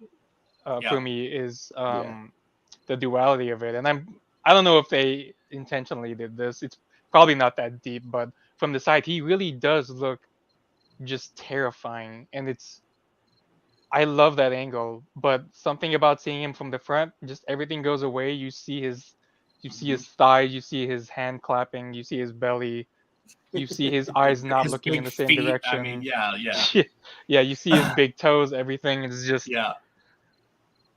the seriousness goes away. But something tells me they did sort of have something like that in mind when designing the suit, because of how the script was written, because of how it was meant to be more of a satire, a comedy. You see Godzilla for the first time in 7 years. At that point, this movie was in theaters. You see him from the side, from above, as he's breaking out of the iceberg. You think, oh my god, this thing is terrifying. Then later you see him up close, and you think, is this the same Godzilla I knew? It's yeah. So I think that was intentional, and that's why I love it so much. It's not it's objectively bad, but it's not bad without its heart. Yeah. Which is what I've been saying the whole video. Just you can feel the passion in every aspect of the movie. Same thing with Kong. His spaghetti arms, the fact that he gets drunk several times. He fights an octopus for some reason. I thought that was strange, but it really worked for me. I don't know what it was. Just the fact that he was drunk, decided to fight an octopus. Like, hey, I guess this is my life now. And he passes out right after. Doesn't even really check if it's dead. He's just like, he just takes it out, have some drinks, and just passes out. He's like, I'm done for the day. I'm good. Like, I don't even know if he understands where the juice comes from. I know he knows the humans make it, but if the humans weren't there, I don't know what he would be doing. Getting drunk some other way. I mean, maybe he gets high off thunder. I just. The fact that we can defend how goofy they are, I think, really speaks to how well done they are in a certain way. I've heard other people say this. Oh, sorry. Yeah, go ahead. No, go ahead. I think there's something really reptilian or maybe amphibious, like kind of frog-like, about the 62, and that's one of the few times definitely. And we always call Godzilla a giant lizard and stuff like that, but I think it's one of the few times where he actually looks reptilian or amphibious. I think a lot of times we compare him to like a dog or sometimes a cat, even in Final Wars and stuff like that. But I feel like 62 is definitely something that's really reptilian, and that's cool to see the contrast, there between the giant gorilla and the giant lizard and giant octopus. It's very, very cool to see these giant animals duke it out, and it really felt that way a little bit, you know, with the way they were designed. And it's cool to see Godzilla looking like a lizard, I guess, is what I'm saying. And I think they did that in Godzilla 99 or 2002. I think they kind of captured a reptilian look there as well. But not too many times past that. I think even in 98, he didn't look very reptilian, even though he's supposed to be a giant lizard, Yeah. I would say another one that was really close, like amphibian-ish, it would be 67, Son of Godzilla. Just Yeah, where his definitely. eyes are placed and everything is more up top and everything. Yeah. So Yeah. I would kind of say that true. too. True. Kermit Godzilla. Yeah, there you go. Yeah, I'm really glad you brought that up, Ben, because everyone always calls him Frogzilla or like Toadzilla, but Yeah. Mhm. I never really thought about that. The fact that he's really one of the few that actually looks reptilian. I mean, every Godzilla's vaguely dinosaur shaped, but Right. you look at him and you do think, yeah, he looks like he's a mutant frog or something. Like all the other ones just sort of vaguely look like dragons or dinosaurs, but Dinosaurs. that's part of why I love it so much too. And I didn't realize it until you said it, at least not consciously, is just that he looks as goofy as he is, and he does look like a suit at times, especially the puppet. Just Yeah. it was pretty bad. But you look at him and you think, like as a kid, you get to believe that hey, maybe something like this actually does exist. And the way the American cut plays into it, trying to describe the situation as if it's a real thing going on in the world, really helps sell that, I think. Oh, you know what? That brings me to our next question is, um, do you prefer the Japanese cut or the American cut? Anyone wants to go first? We can go either way. I'll go first. All right. I think I touched on this a little bit with one of my earlier answers, but I prefer the American cut over the Japanese cut. For one, it's what I grew up with, so nostalgic for me. That's just what I think of the film. Like I said before, like I'd watch the Japanese cut and just immediately know what they're kind of saying just because of the American cut and everything. So it'd just be running through my head like, okay, they're saying this or whatever. And I just overall as a film, I did like how they put it together per se. I liked the extra sound effects that they put in there, or the extra music that they put in there. It felt more natural to me when I watched that film, and maybe it's just because I grew up with that film. It's just it just makes more sense to me, I guess. But yeah, it's just and then going from the American to the Japanese is completely different because I'd be watching the Japanese and I wouldn't hear this sound bite or this music or whatever, and it's just blank silence. And to me, it's very off. It really is. Like it's just like, oh, there should be something here, or this is a dynamic scene coming up and stuff like that. But there's no music leading up to it whatsoever, or somebody not saying something. Like it just it's weird to me. I'm not saying the Japanese version is bad in any way. It's got its perks too. Obviously, there's different scenes that are in it that weren't cut out from the American version. But there's just a lot more good for me in the American cut than the Japanese cut. That's fair. Oh, sorry. No, go ahead. No, that's totally fair because even though the American cut is technically the first one I ever saw, I have seen the Japanese cut more, and that's the one I'm more used to. But I really like that you brought up specifically the editing, because it's not just an issue with this movie. It's an issue with a lot of Godzilla movies, especially to me, the Heisei films, where, for example, in '89, there'll be some weird cuts or length of scenes where it's just sort of empty. You don't know where something's going, or music stops abruptly and then goes to another scene where you would expect it to. I don't know, something about the one of the one of the highlights I think of American editing is how obviously it's not universal because there's still bad American editing in films and everything. But one of the highlights of the American style of editing is how what's the right word? It's how um, Fluid. yeah, it really makes scene transition fluent. The editing is a little more tight. Certain things Mhm. make more sense, like the Mhm. music transitions, the sound effects, things Yeah, like yeah, you were talking about. exactly. Yep. Yeah, so Yeah. it's I really like that you brought that up since we're talking about the Japanese cut versus the American cut, because even though I do like the Japanese cut more, and that's just me, I'm not saying Ooh, it's better, I just like it more.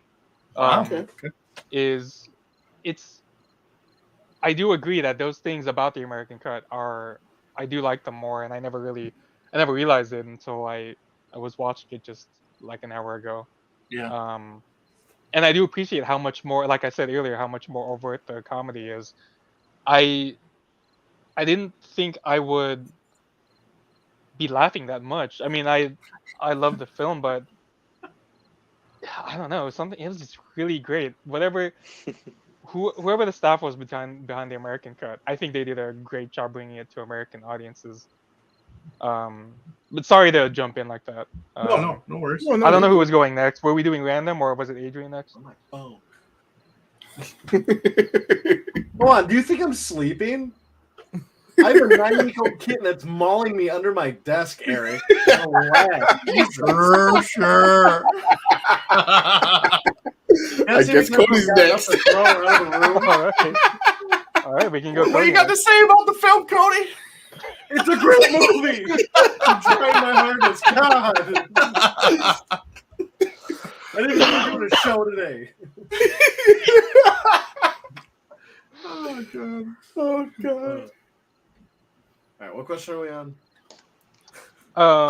Which version do you like better? Oh, Yeah. the American, of course. Of course. I love the stupidity. I love the added scenes.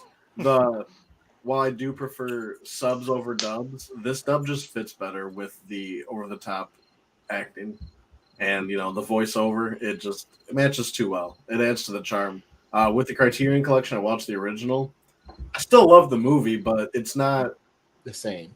Yeah, it's missing some charm to it, and I can see where like a hardcore, true, nitty and gritty Godzilla fan would like prefer the Japanese version. Mhm. Not me, in any sort of the way. American version all day. American pride, baby. America. That's fair. Yeah, you know, when I first watched the Japanese cut on the Criterion, that was for the first time ever. I couldn't decide. You know, it was kind of a toss up which one I preferred. But after watching the American cut again after that, I just realized even with the Dr. Arnold Johnson thing being annoying and the corns and all that, which it was funny. I think the American cut was better. I think really what decided it for me was the octopus scene. You know, I really enjoy that in the film, and the American cut has a much better score, has a much better soundtrack. I almost feel like it's really silent, like you were saying, Eric, with the octopus scene, and I thought that was kind of like a fun introduction to Kong and the Toho franchise was the octopus scene, and yeah, it was lackluster in the Japanese cut, Yeah. and I enjoy having those extra scenes and stuff like that. But there's some lines that I just want to hear so bad, like "Find me a monster, find me a monster" or whatever. Yeah. You know, I just want to hear that, Yes. and the as much as I hate the lizard being thrown around, I do want to hear the throw it down. You know, it's I don't know, it's just ingrained in me to hear those things. So Yeah. Exactly. I enjoy both, but the American cut definitely sits better. It digests better with me most of the time. What about you, Adrian? Before I go, look who finally joined the chat. What's up, Thomas? What's up, Thomas? Missing you, buddy. So for me, since I've only seen Japanese cut once, I do remember it quite well though. I like first of all, I like the American version better. because, like y'all said, the Japanese versions just seem so quiet in scenes, and that really threw me off. I was like, wait a minute, where's this? Where's that? Where's this? Where's that? And it was always stuff I didn't like in the American Cup before.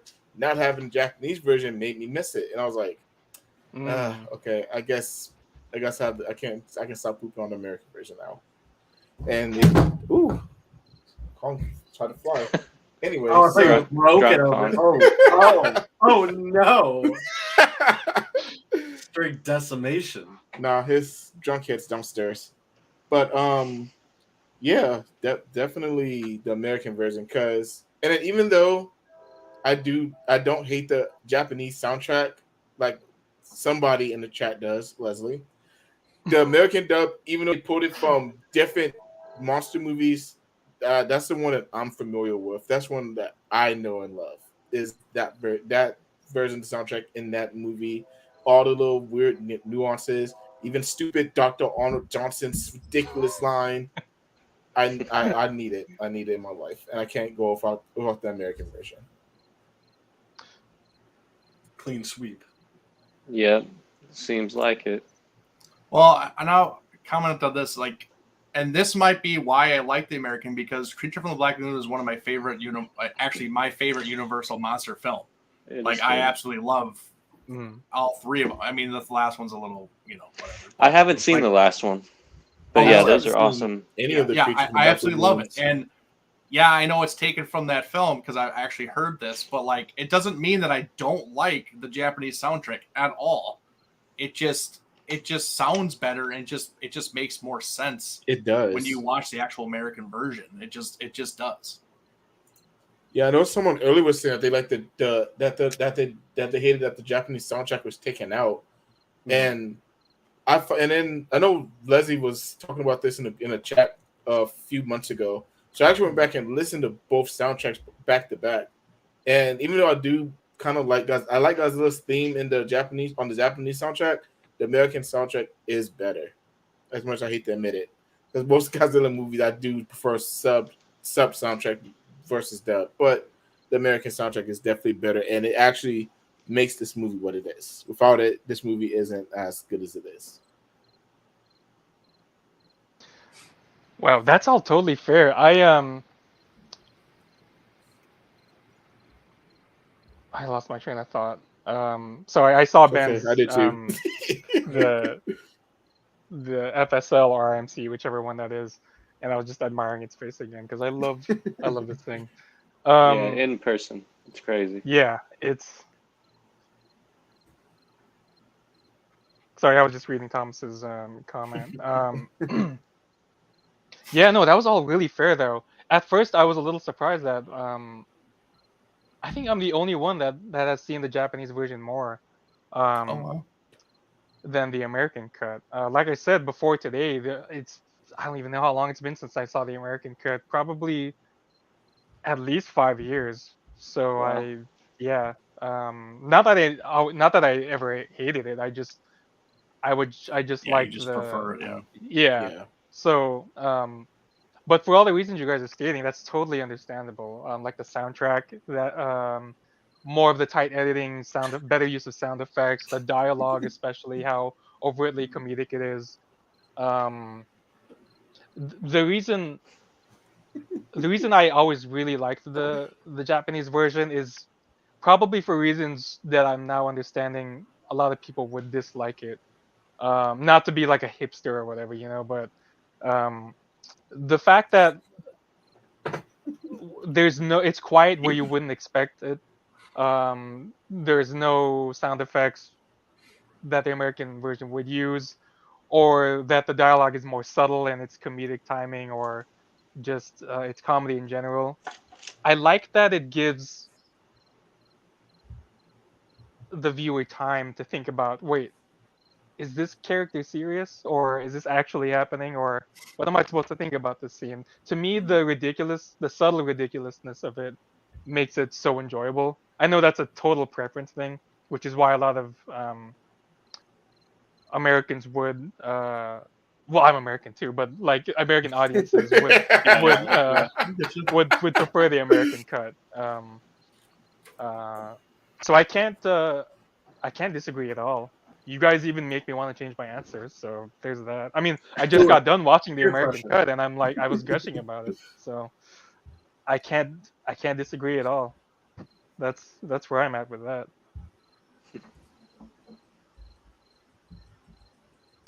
As for the questions, we can change it up a little bit. I like that Ben was showing his FSL 62 just now, because the next question is, what is your favorite 62 collectible?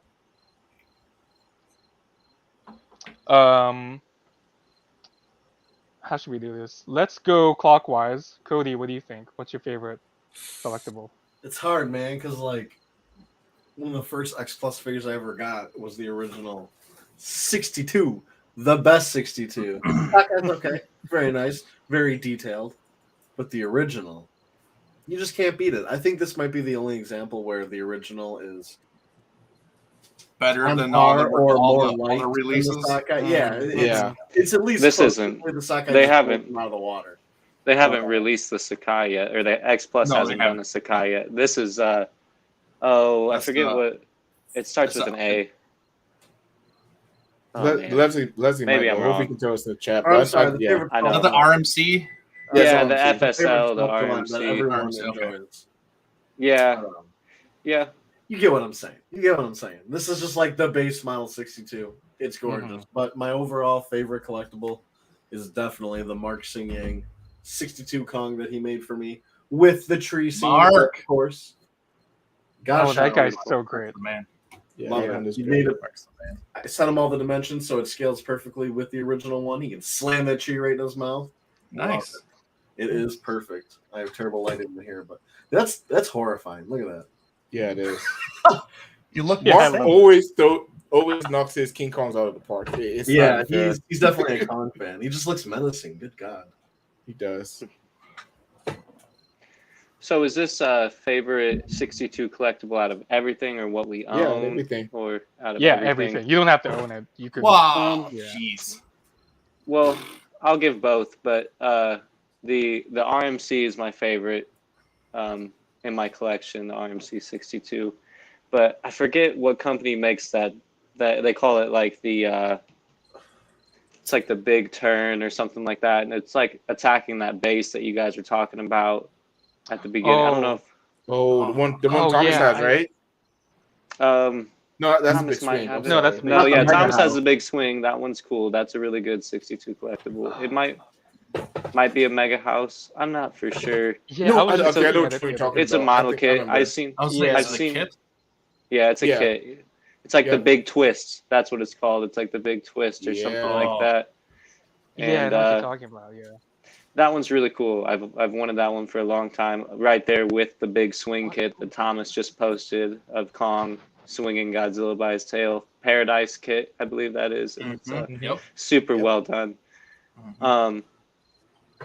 Leslie mentioned the 40 centimeter KOC, and that's probably the cleanest 62 kit out there. You know, that thing is so gorgeous looking, and I Yes, could 'cause- see why people. That's like liking Snap-on tools. You just like it because of the brand. Get out of here. It's good. They did a really good. It's like I seen. I think it was Steve C posted a picture compared to this X Plus, and you know it's a substantial amount bigger and super well detailed. I would love to get my hands on any of those KOC kits. So yeah, you're probably right, Cody. It's the name brand thing. They snap together so perfect. You know, it looks amazing. They look amazing. Yeah, I will die on the hill that the X Plus 30 centimeter is like just the quintessential 62. It can't. I really wanted that when I first started collecting that original. I liked it a lot over this FSL for a long time, and eventually I changed. But I've never owned the original, so you know it could change again in the future. Yeah, Who knows? exactly. What about you, Adrian? It's tough because I only have two things out of 62. Them they're both in front of me. Because I'm with Cody. At least for me, at least as far as exports goes, this is the quintessential 1962 Godzilla. Y'all remember how excited I was when I got this. Y'all know how long I was looking for this too. I passed from the FSL of both versions of the FSL to grab this guy because he absolutely looks stunning. I do love the way the FSL looks, but it's just something about this pose is just perfect to me. The pose, the colors, everything to me on here is just perfect. And then the Voto Kaiju giant gorilla is the It's a good quintessential one. perfect representation That's the of head King balls. Kong because this King Kong is absolutely beautiful. Beto did a fantastic job with this guy. So Yeah, they I always honestly, do great.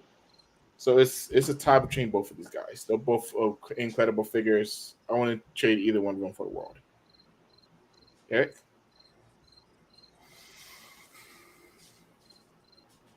Yeah. He Not all of us have baller money like Leslie throwing out KOCs here and there. Some of us normal folk, getting this other stuff. But yeah, honestly, this one and the 64 are the best OGs out there, and no Facts. other release that they've made of have beaten these guys. These are the best releases that they've done so far. Yeah, the KOC is obviously nice. It's a bigger sculpt. It's made of resin. Obviously, you're going to capture more detail and stuff with it. That's understandable. The FSL looks great too, but I still just prefer this pose and look over even that. Like I think I like it more because I like that it's almost like that pose when he's kind of turning and when he's attacking the NATO base. It's almost like that. So I really do like that kind of pose. But yeah, I'm going with this guy all day long. And then obviously with Kong, we don't have many options to go with, but I'm definitely going with the Roto Kaiju, sculpted by Beto. He did a fantastic job on this. Yes, he I did. actually want to get another one, so I have the other head sculpt on it, so I have two versions of it. Same. So Yeah. I definitely love this. So those are my picks. So All right. You guys brought up a lot of good points, and a lot of good collectibles. So for me, there's what I think is probably the best and what's my favorite. For the best, I know it's my question that I came up with, but it's a three-way tie. It's a three-way tie between for Godzilla. It's a three-way tie between the RMC Plus, the original 30 centimeter 4X Plus, and the KOC. Which the fact that we've been talking about them for the past few minutes seems like a cop out. It's just like, oh, I'll pick everything, But I don't know. I cannot pick between those three as far as what I think is the best. They're also good in their own ways. Like the RM, I think the common opinion about the RMC or the FSL, the favorite sculpt design version 1, because they use the same sculpt. I think the common opinion about that is that it really captures the serious side of Godzilla really well in that film. Whereas with the original 30 centimeter captures the goofy side of him when he's clapping his arms so much. True, yeah. And with the KOC, of course, it's just to me it captures the best of both worlds, and the fact that it's resin with the higher detail just makes it such a good contender. I really can't pick between them. It depends on the day. Sometimes I'll say the 30 centimeters, sometimes the RMC Plus. I'll probably never have the RMC or I'll never probably have the KOC, but that is a grail of mine. I would love to have that thing, but I just don't have the money. But none of that matters because my favorite 62 collectible and my favorite figure of all time in general is the gigantic X Plus 62. I love this thing so much. I can't even begin to tell you how much I love it. Just I take that thing out for drives, take it out for nature walks. Dang. Sometimes I think about feeding him. I love this thing to death. He is not to jinx anyone here or myself specifically, but he is my figure I would take running out the house if there was a fire. So, oh man, I want to hug him right now, but I don't want to get up. I literally love have it. mine in my living room. It's the only all my Safubis in the living room on a nice shelf, but that is on my end table because I want when people to come in I want them to be like, "What is that? Why is it so big?" I'm like, "Oh, this is Wow. and he's massive, isn't it badass?" Yeah. Out of all the figures, that had to be the one that was out there because it's just so.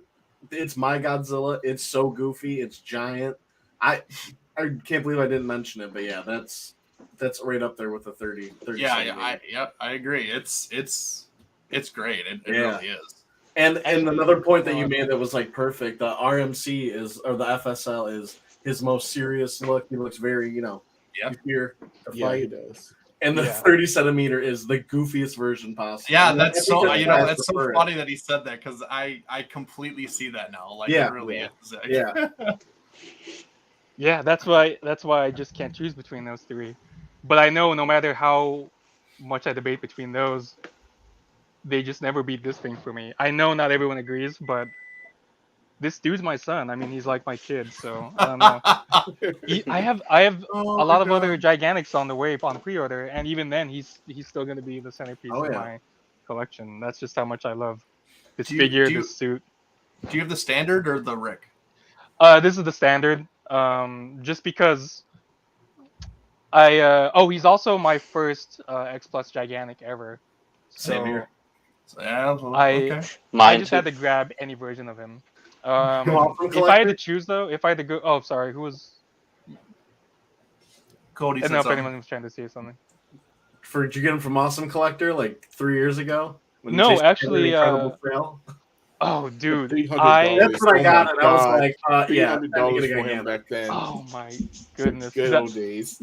no, I got into the Express game a little late, like 2019, late 2019. Okay. Just when the crap, I don't think gigantic we've seen that. 2019 was announced. And I didn't know all the cool, like all the cool places to shop. Like I didn't know Awesome Collector. Dude, one of my first, at the time I was so proud of this, but at the I from eBay I bought not sorry to go on a little tangent, but just one of my first purchases for X Plus on eBay I bought a super rare and uncommon Sockeye GMK for the great price of $350. So that's not one I'm proud of. I mean, great figure. No complaints with the figure. Just when I got that Price. thing, I was like, oh yes, super exclusive figure that once I got on the Facebook group, I saw that everyone owned. So Literally everyone. Everyone That has was had great. that and sold it at some point. Yep. yeah, I sold mine. Like I didn't sell mine because of that. I wasn't salty about it, but I did sell mine eventually just because I liked the favorite sculptors line version more. And I also sold that later on. But I didn't get that from Awesome Collector. That was such a great deal. I wish I was collecting when Jason put that up. This I actually got from I hope he doesn't mind me saying this, but John Stanowski of Stanowski, Kaiju yeah. Addicts. Yeah, Nice. this is actually the very same figure he photographed in his review of the figure. Nice. Well, obviously, I Nice. mean he wouldn't photograph a different one, but Yeah. to me, I just think that's really cool. Is because I found out about this figure from his review, so to have the very same one to me just makes it all the more special. It's awesome. Yeah, in short, I love this thing. It's my favorite 62 collectible. As far as Kongs go, the Roto Kaiju, of course. I love this thing to death. I have this, the glory version. I don't know if it's showing up too well on the camera. He's too far away, but he's there.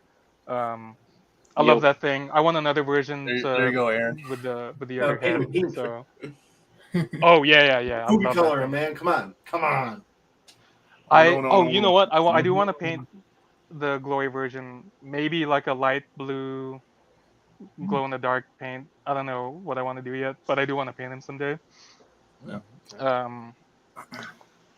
As far as standard of Rick goes between this thing, I don't know. I'm not sure. I love the standard so much. I think I'd have to see the Rick in person because the blue fins are super cool. I just don't know if I would switch this one out for it if it came to it, if that makes sense. Yeah. Or you just get two. Yeah, There you go. no, Money solves all your problems. Here, I was on big ball Awesome of status now. Yeah, whatever. no, that's so funny you bring that up because I do want to eventually, when the kit was still available on Awesome Collector, I would spend every day looking at it, thinking, "Do I want to buy another one? I don't have the money right now. I really want two of them." And then I think I was just deluding myself because I think I was just waiting for someone to buy up the last stock. Because when it came up and it said there's no more available, I was like, "Phew." Yeah. I think someone else Thank caught that God. before I Oh, did. thank God. Yeah. Yeah, no, but I don't even know how long I've been gushing about this thing, but that's just how much I love it. So Actually, one of you said this was one of your first Gigantics. yeah, that was me and someone else. Okay. Yeah, me I don't too. know who. Mine too. And honestly, this was mine too. Now that I think of it, because I didn't wow. get like the burning or anything like that. This was my first, and I actually remember the story. It came when I was leaving town in this huge box, and I was leaving town for the weekend or something like that. I literally took this box with me and went on vacation, and Oh, I opened it in the hotel room because I wanted to see it. And Awesome. I showed my family, and they're like, "Holy crap! Why is it so big?" I was like, "Cause it's awesome." dude, that is me 100%. I would have done the same thing. And then I took it out and I put it back in, and I just left it in the box for the weekend until I got back home, so that I could display it. But yeah, I took it with me on vacation, I don't man. blame you. I would too. Oh yeah, that's Oh. this thing deserves it. So I'll put them back for now, but we can move on to the. Oh, I don't want to bump him too bad. We should move on to the next question because I've gushed enough about that thing. Yeah, I think I got time for just one more question, then I'll have to get out of here. But Okay. just me. So yeah. All right. So next question.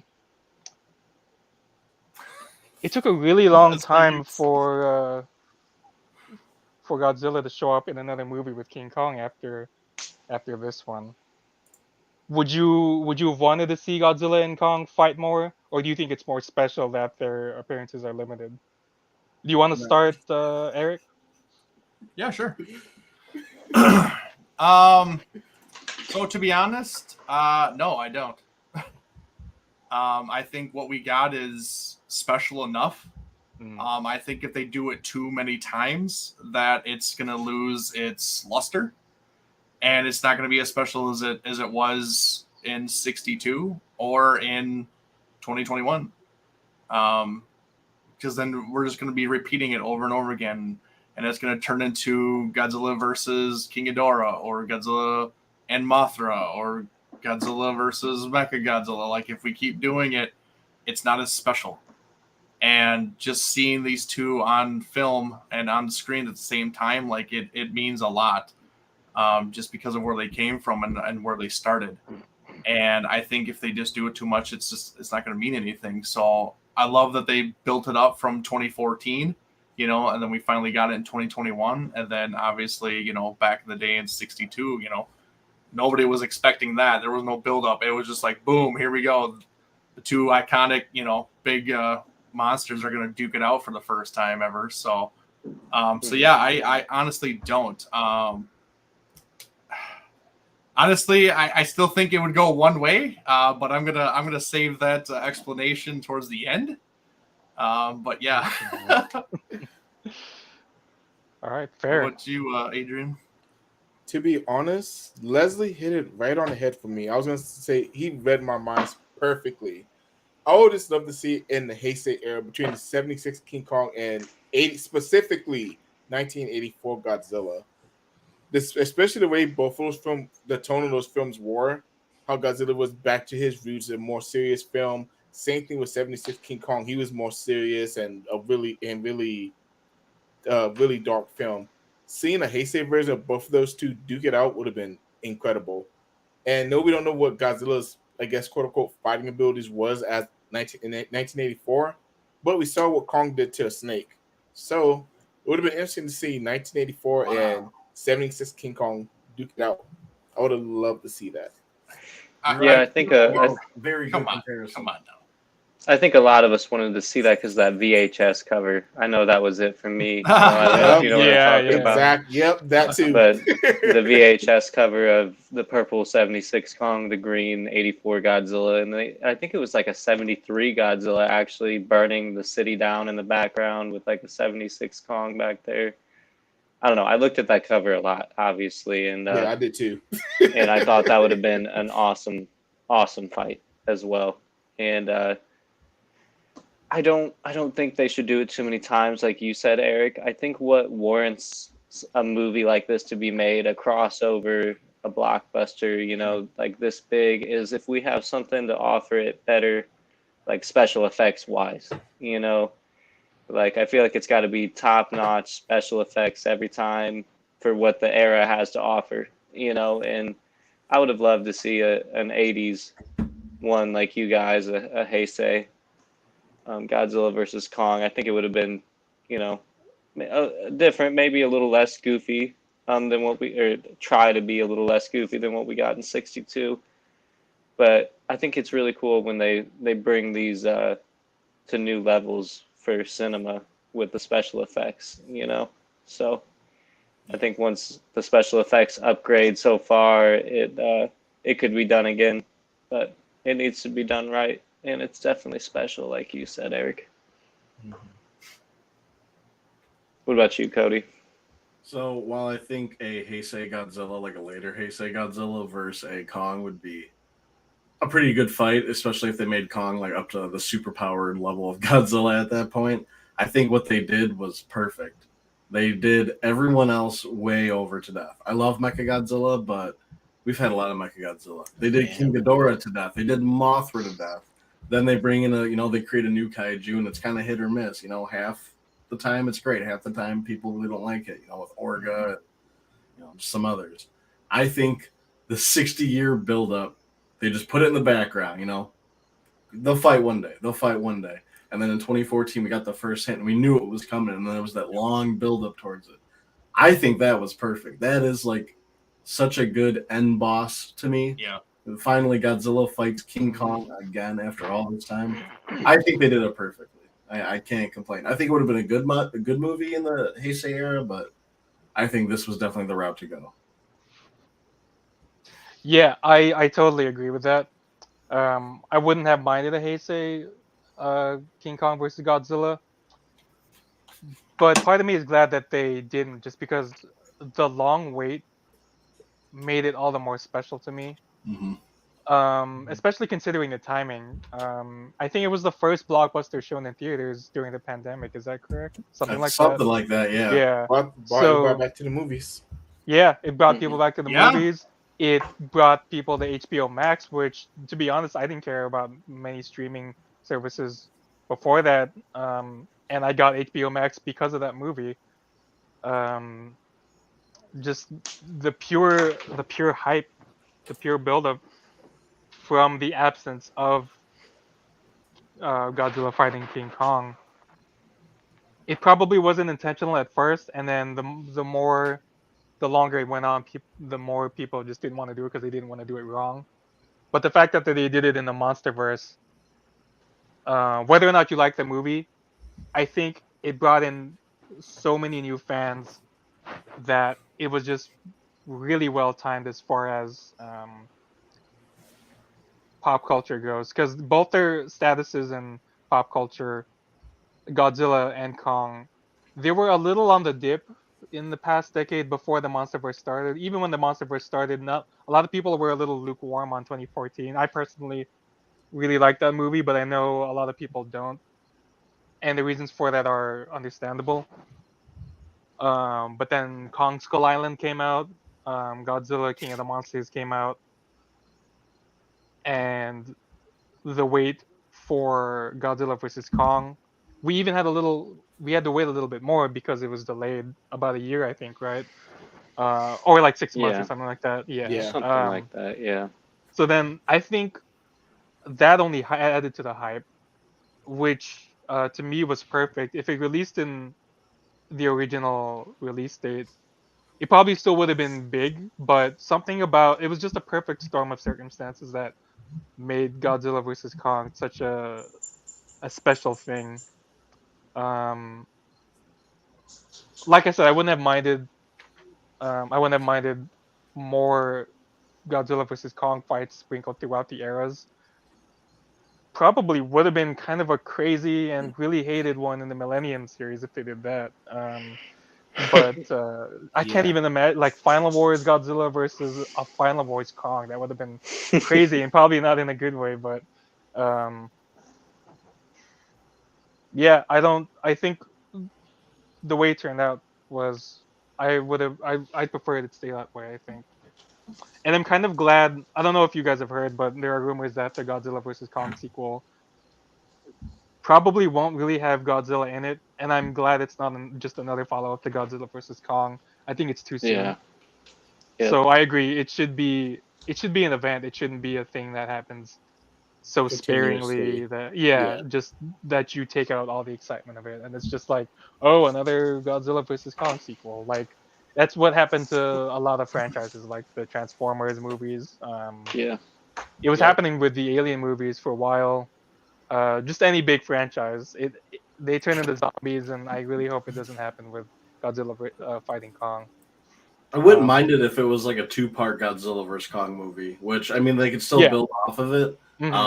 I wouldn't mind a sequel right away. Like I definitely prefer Godzilla to be in this next one. You know, even if I it's do sparingly. I do Like, think if it was set up as like a two-part thing, then Mhm. it changes Yeah. people's expectations for the better. So if it was done Mhm. like that, then I agree.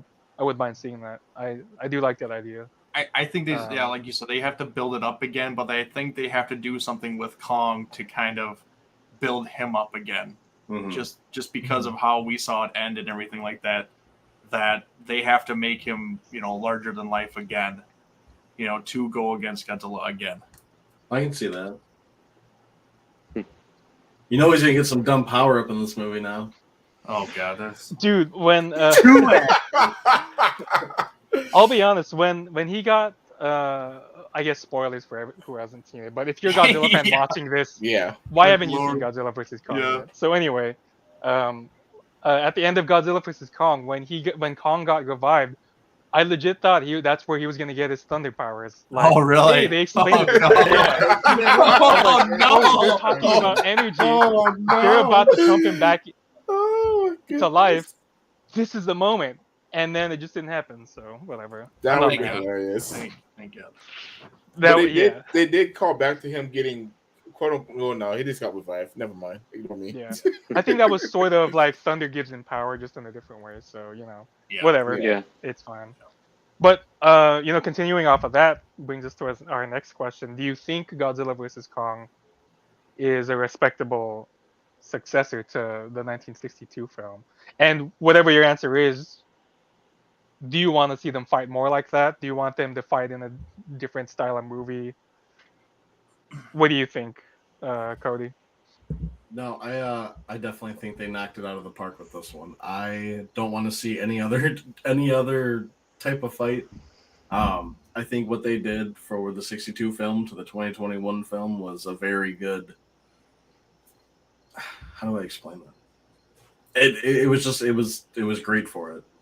I don't think they could have really done a better job. I mean, maybe they could have like added a little bit more fan service in there, a few more callbacks. But we're already getting Godzilla versus King Kong. But I I think it was very respectable to the 62 film. Mm-hmm. Yeah, I have a lot of love for the 62 film. It's definitely in my top 5. And when I found out they were gonna do this, 2021, I was worried. I'm like they're gonna mess this up. And I was pleasantly surprised. I spoiled it for myself though. I'm gonna be honest. I was one of the people that looked on YouTube to find out, oh, what's going to happen at the end before I even got there. I don't care. I just want to know, I'm going to enjoy the movie no matter what. And I went and saw it in IMAX, and it was really cool to see them on the big screen together again after all those years. And there wasn't a lot that could have ruined it for me. I guess I underestimated that seeing them together and fighting, no matter how ridiculous, jumping across cargo ships or axes. It was all it was all perfect, and I was kind of glad they didn't take, they did take it pretty serious. It had like a good, I don't know, like world domination or whatever. I don't know, the cyber. Oh, what was the bad guy's names or their company's name? I can't remember. Apex Cybernetics? Cybernetics. Yeah, Apex. Apex. Cybernetics. Apex Cybernetics. That's right. Mhm. I thought that was good. Having like a Godzilla in there was a little controversial. I guess the tag team had a lot of people worried that we weren't going to get a real winner out of this, and I know you guys are going to talk about that in the last question. Who was the real winner of the 62? Not to spoil anything, or how do you feel about that? And I think this one did a good job in decide. Like, I know you guys have probably seen the interviews where Wingard says he wanted this film to have a serious or a definitive winner. I mean, like somebody, Mhm. when you walk away, you knew one or the other was the winner, and that was super cool. And I think that makes it a respectable successor, because I think it was kind of, I don't know. I hear so often that it was a toss-up, in '62, but me personally, it was kind of apparent that Kong, the underdog, had won. You saw him swimming away at the end, and Godzilla didn't come up to challenge anymore. So as much as it sucked, Godzilla was definitely still the bad guy at that point, and Aw. yep, You're welcome. yeah. It was a good ending, I think, in '62, and a good movie in 2021 to back it up. I think it was a worthy successor. And with that, I got to get out of here, guys. But thanks for talking with me, and I'm definitely going to watch back and see what you guys think about the end of the Okay. '62 film, and it'll be interesting. I know it's pretty controversial. I guess some people think that there was two versions of the film because of some book. They used to say Godzilla yeah. won in the, Yeah. Biggest lie in movie history. yeah.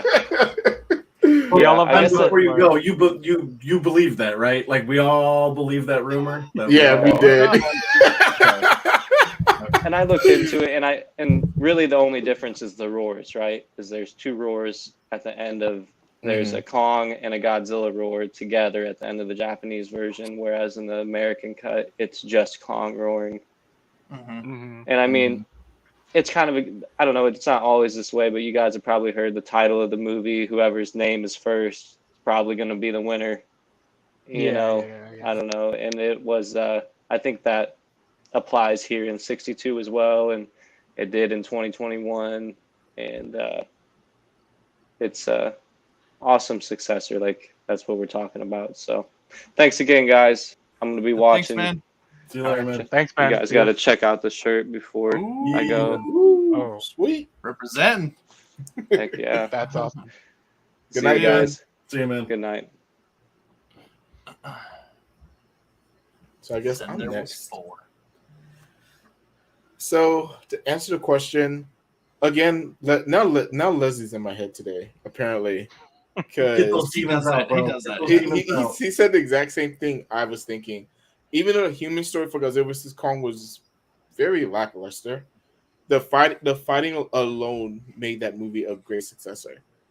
The fighting in Godzilla vs. Kong was probably some of the best fighting in kaiju history to me, honestly. Dude, yeah. And the fighting alone did bravo. That's all I'm gonna say. I'm just gonna leave it nice and short and sweet. Yes, it was a great successor just because of the fighting alone. I'll go since we're all on a whack now. Yeah. Yeah, Kong won. Like simple as that. Like I don't wish Godzilla won or anything. If anything, Kong needed. I mean, in the future, in the long run, Kong needed that cred a lot more than Godzilla. Like Godzilla is just a kaiju killing machine. He's the king of the monsters. Kong going up in there, holding his own, and in our version winning. That's like, oh, like that's a serious kaiju. Like it's not just some dumb animal that they brought up, from an old movie. Like this is something that can be compared to Godzilla. The name is even bigger than Godzilla. Like we can put these two actually together and fight, and we're not sure who's going to win. I really like that. Godzilla doesn't need to win all the time. Him being super overpowered is cool, but you can only win so many times. You know what I mean? Like he has to get his ass kicked once in a while and lose.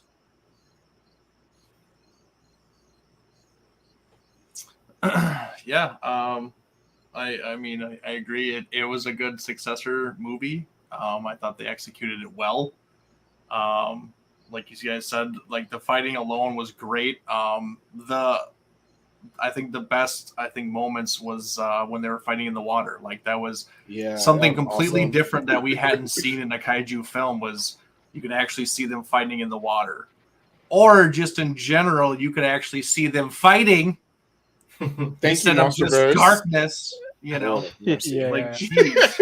But yeah, they and I love the subtle callbacks, with them airlifting Kong, to the Arctic and stuff like that.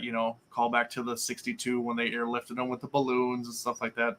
I like those little things. I would have liked just a little bit more. But yeah, I'm glad they didn't bring back the electrical fingers. Like get that craziness out of here. But yeah, they did a good job. Like I said before, I wouldn't want to see it very often just because it's so epic Oh, yeah, definitely. that you can only do it so much. And I don't know, it's basically so simple. Like, and I agree with Leslie. Like the whole MonsterVerse characters are trash. They're trash. I don't care about any of the characters whatsoever, and they're very forgettable. That's fair. It sucks, but like at least Toho, like they really tried to get their characters to be on the same level as their monsters. They really did. Yeah, they definitely. I'm sorry, but it just doesn't seem like they tried at all. They just threw people in there and like, hey, they'll watch because you're the next big thing.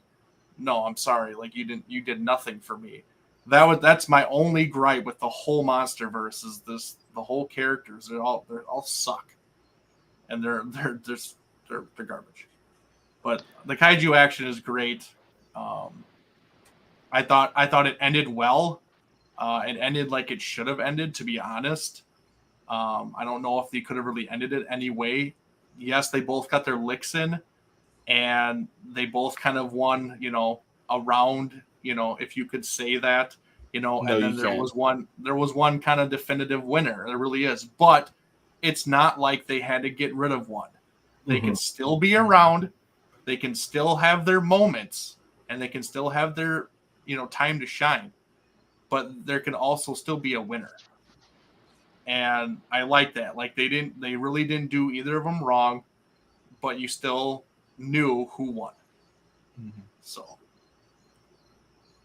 That was really well put. I especially like that what you said about the characters, because even though I like some of the characters in the MonsterVerse, I don't think this might be debatable. I don't know. Maybe there's like a hardcore MonsterVerse fan that really wants to. He's really mad at us right now, but I agree. We had a whole show about it. I'm We ain't sure. found them yet, so Yeah, I'm just. Yeah, we've dunked on them enough, but it bears repeating that there really aren't that many memorable MonsterVerse characters, if any. they I mean, died. They got killed off. Who were? But yeah, that's true. yeah. Oh. We're not going to go into that either. Yeah, we already had a whole show about that. We're not going to do that again. But anyway, the reason I brought it up though is because when it comes to the characters in the Toho movies, there's a memorable character in every era, I'd say every movie even.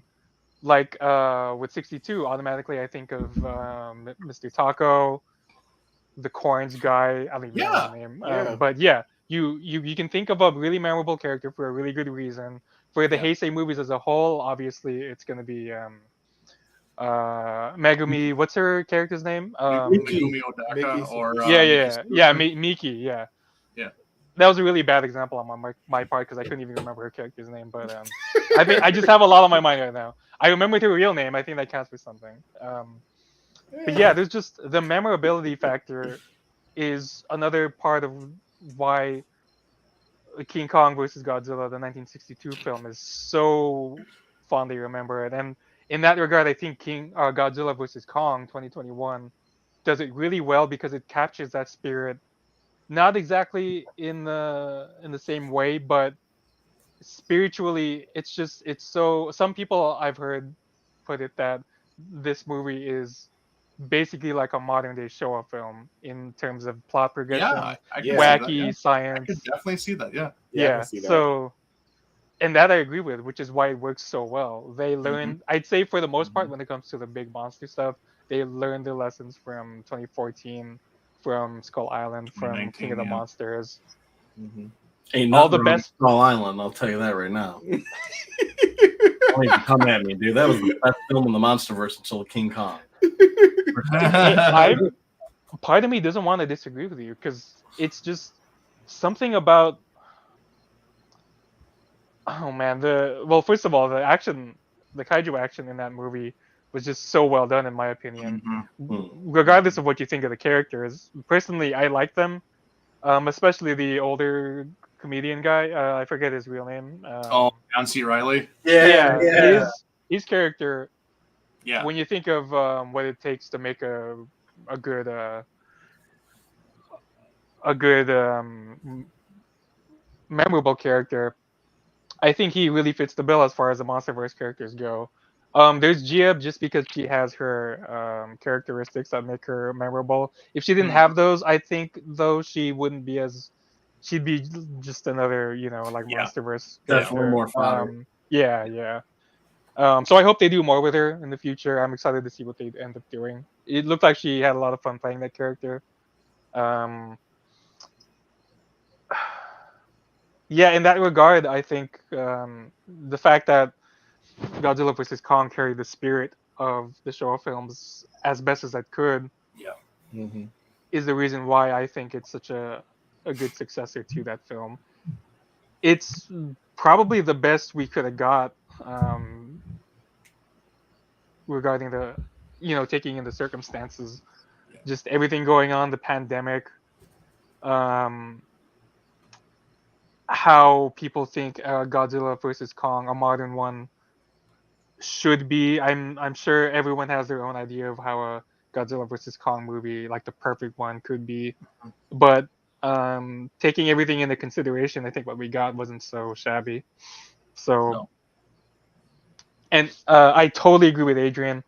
The action in Godzilla vs Kong is probably some of the best in the franchise, if arguably not the best in terms of pure just how much they wanted to kill each other was so it's not something you don't see often. Mhm. One movie that comes to mind immediately is Godzilla vs. Destroyer, where it wasn't just them hugging each other and being spamming. They really wanted to kill each other. And that Hong Mhm. Kong fight, the round two in Hong Kong, was amazing. It showed Godzilla and Kong doing things we haven't seen them doing before. Stalling Yes. Godzilla, Yes. Yes. Yes. Kong moving through the city like it's a jungle. That was Mhm. amazing. That was awesome. Oh, I really love that about and I King Kong in always that say film. this. Godzilla. This was the first fight I think ever where Godzilla used his atomic breath the way we always wanted him to when we were kids. He was spamming the hell out of that thing, That trying was to hit so Kong. awesome. When he Yeah. finally hit Kong's butt and he smiled, I think everyone. I like to think everyone would cheer at that moment. We It was did. amazing. Dude, seeing Godzilla show emotion, yeah, that was gold. Yeah. Yeah. That was gold. Oh, talking about spirit, the way he grinned, the same thing as this guy right here. Mhm. So Yeah, Yep. dude. Yeah, They really definitely. encompassed Godzilla 62 in this Godzilla. While yeah, still making him like way more menacing and like a Mhm. threat. Yeah. yeah, absolutely. And disregarding the finer plot details, like the way characters were written, Mm. um, disregarding that, I do think the plot somehow pieced itself together the way in the MonsterVerse in a way where it just sort of worked out. We like Godzilla was following Kong for a good reason, at least in universe. Kong was reluctantly fighting back, and he was being reluctant the same way the 62 Kong was, but for a different reason. But he was still being reluctant for a good reason. He had all the mythology to him. the callbacks to the original film, Godzilla being a bully but for a different reason because he's the alpha. Everything just really worked out. It just really worked out. So I think it's a great successor. I mean, not everything worked out, but like just what we got for the most part, percentage wise ratio. I like it. Yep. Yeah. Agreed. So we sort of went over the last question already. No, we have not yet. Oh no, we have not. We have not. Sort of, but I want to get into it in full. So, do you like the Popcorn ending ready. of the 62 film? Do you agree that Kong fairly won the fight? Why or why not? And who wants to go first? I'll take this one. All right. Let me go ahead and get this over with. So, do I like the way it happened? No. I already complained about it earlier that Godzilla's weakness was electricity after he massacred those electrical towers in 54. I hate that was Godzilla's weakness. I hate that's what really took Godzilla out. But King Kong beat Godzilla. As much as we hate to admit it, as much as we hate to say it, as much as we wish that rumor was true that it was a tie, it's not a tie, everyone. King Kong got those electrical powers and beat the brakes off of Godzilla because Godzilla couldn't handle a little electricity. Because in the span of 2 movies, he all of a sudden became a punk and couldn't handle electricity and got shocked to getting beat into the ocean. King Kong won the fight fair and square because Godzilla was being a punk. And I said it. Don't at me. Stare. All right. Hey, dude. You know what? I feel those words. They're talking, and it's just being burned into my ears. Just like I feel the emotion in this. Like this is cut you deeply, and I'm here for it. Hey, man, I feel it. As much as I hate admitted it, Godzilla's a punk in this movie. I'm gonna say that he's a punk in this movie. As soon as Kong gets those lightning powers, he becomes a little scared puppy dog. Like he becomes a punk very quickly. And at least in Mothra versus Godzilla went out swinging. In King Kong versus Godzilla, he just I'm just gonna hide behind this building and fall into the ocean. I'm good. Yeah. So King Kong beat Godzilla. That was my favorite part of the fight because it was so funny seeing Godzilla actually cower behind something. Like, just he shot at Kong, it wasn't working. So then he was like, "Oh my god, what am I gonna do?" He hides behind the building. It's in a movie full of ridiculous things already. That was just I don't even know where to begin. Yeah. But anyway, sorry, I think someone else is gonna go. I see Eric give me a very dirty look right now. What do you think, Eric? You can speak your mind. It's a safe space. Let us know. You know, this is one of the biggest debatable things in the Godzilla fandom by far. Like, you couldn't pick a bigger thing to debate. I mean, bar none. But okay. So I don't think that Godzilla was a punk at all in this movie. Realistically, he was beating the crap out of Kong. He was roasting him like a marshmallow, okay? But God forbid this lightning comes out of nowhere and supercharges him, okay? Okay. Then after that, okay, Kong had a fighting chance. He was kicking the crap out of him. So to say that Godzilla got his butt whooped in this movie is complete horse crap. After the lightning, though. After the lightning. Before the lightning, yes. Before the lightning, Godzilla was beating the face out of Kong. Godzilla was kicking the crap out of him, okay? Yeah. And okay, so you have, the part that Godzilla was winning and the part that Kong was winning. That's fine. I'm fine with that. We had that in 2021. I'm okay with that. Do I like the way it ended? No, I didn't like it. Why would I? I am a Godzilla fan through and through. Yes, I saw King Kong 33 before Godzilla, but that means that I wasn't a bigger Kong fan than Godzilla. I am a way bigger Godzilla fan than I am Kong. Okay, this is how it is.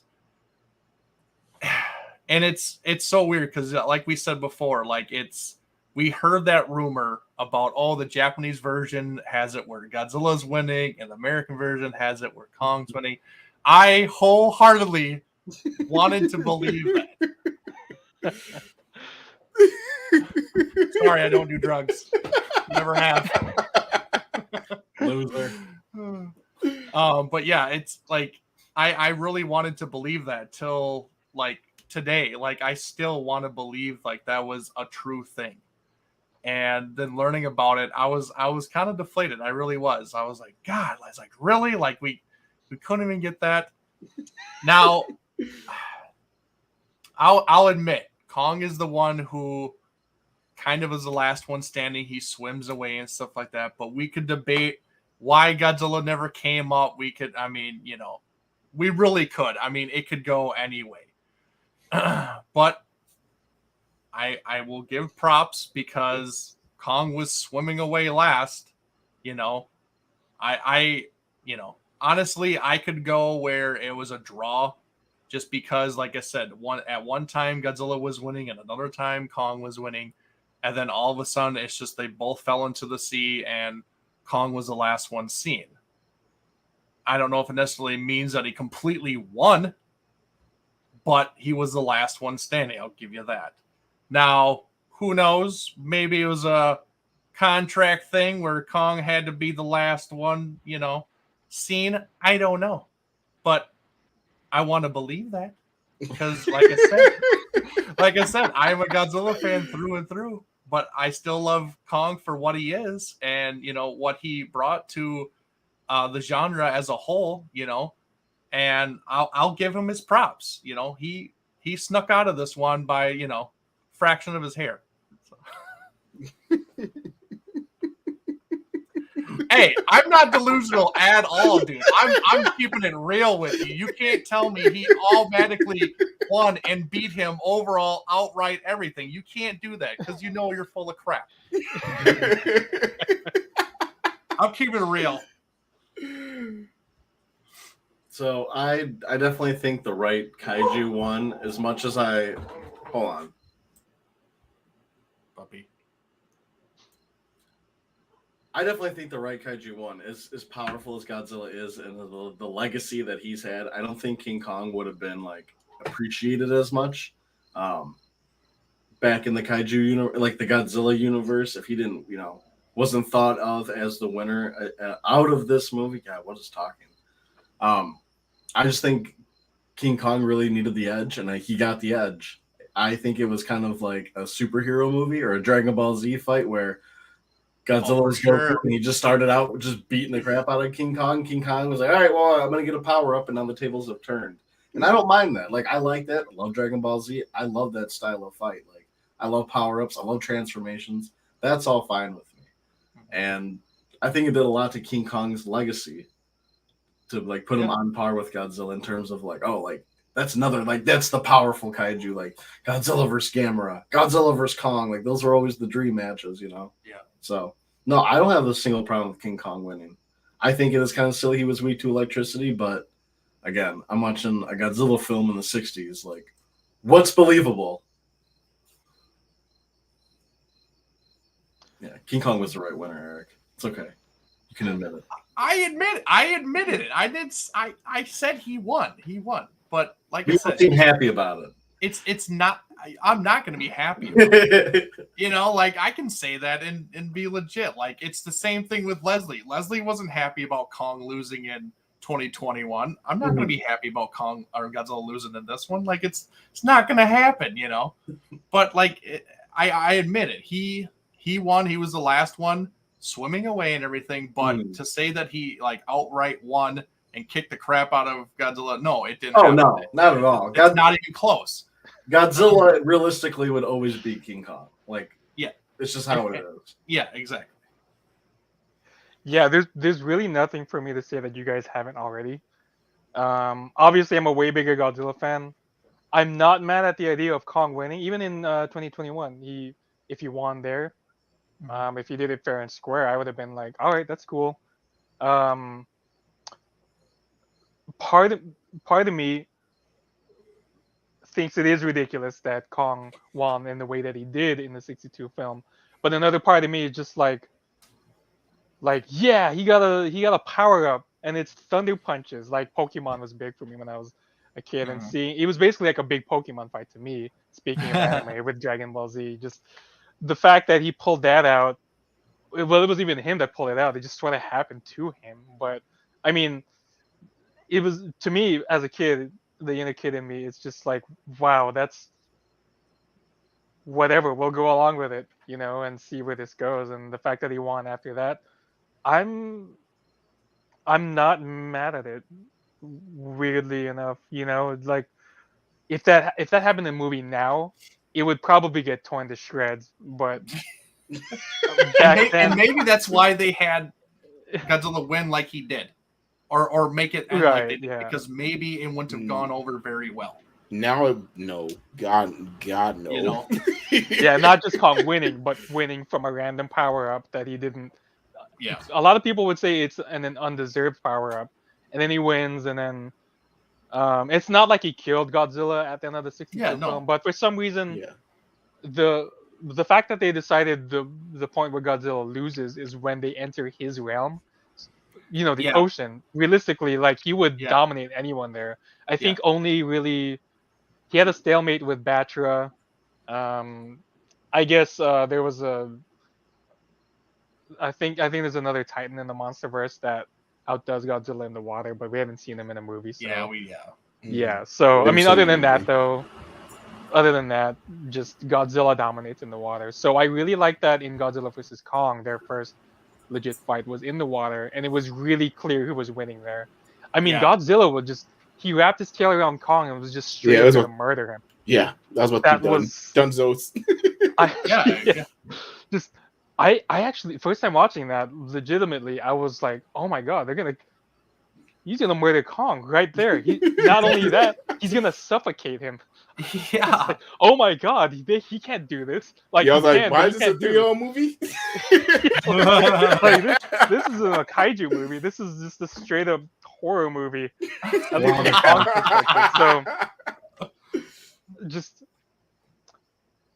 I can understand why they did that because of the way Kong won in '62. But I'm not mad at it. I thought it was funny. I thought it was really cool. Just did I think he won fairly? Probably not. I mean, like I said, the power up came out of nowhere. It was undeserved. He was laying down. He was dying when he got it. Yeah. So Yeah, um, he definitely had a concussion. yeah, he had several concussions in that movie. My favorite part in that movie is earlier in the fight when he's laying down just like that. He sort of just refuses to get up, and Godzilla's looking down at him. I think this was one of my favorite moments in one of our past videos, but he was just looking down at him like, "Are you for real, bro? You don't want to continue this fight?" And Kong's just like, "Shh, no more." And then Godzilla slams down on him, and I loved everything about that. I don't think he won fairly, but I'm not mad that he did won. So or he did win. So I don't. It's weird. I don't know why I feel that way. Maybe just because I love it so much that he did have a ridiculous power up. To me, let's put it this way. To me, the Thunder Punch thing he had going on is just a culmination of how ridiculous the entire movie already was. So the fact that he ended up with something like that, Yeah.